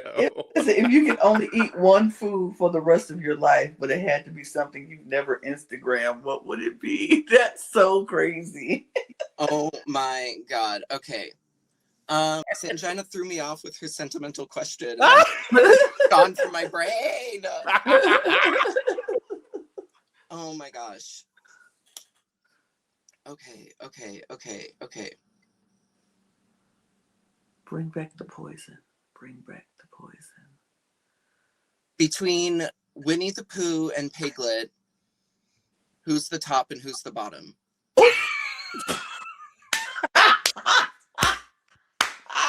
There we go. She's back, everyone. The Pooh, Blood and Honey.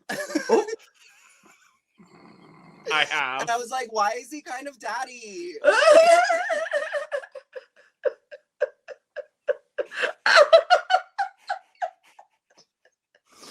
And we're gonna he had Christopher Robin chained up, baby. And we're gonna find out the answer to that right now. So, hey, Luxie. Hi. I have a question for you. Go ahead. I'm excited. Beautiful question train that we're doing. I have a question for you from Miss Helena Poison.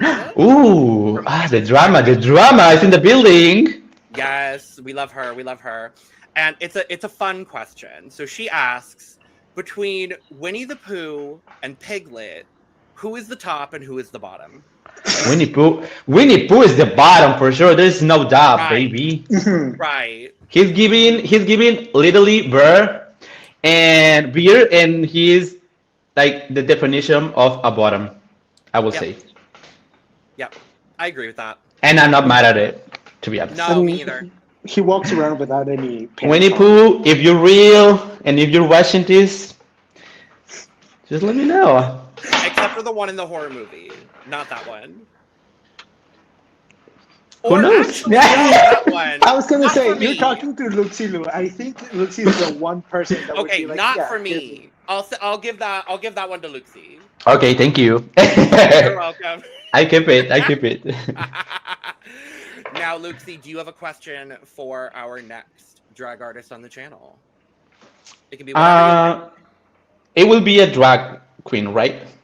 Yes. Yeah. Okay, so is she going? I don't know.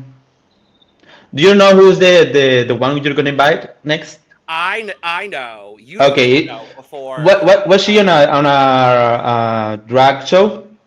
Yes, I'll tell you that much. Yeah. Okay, if you didn't win your season, who would you say, excepting that queen, who would you say should help win the season?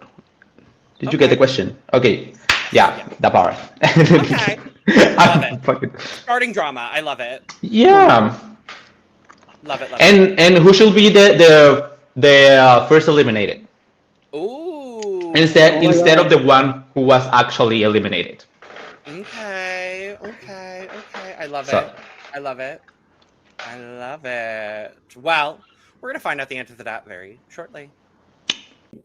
So, the question comes from Miss Luxie Lou, and she wants to know, if you remove the first boot from your season and the winner from your season, who do you think is the first boot and who wins?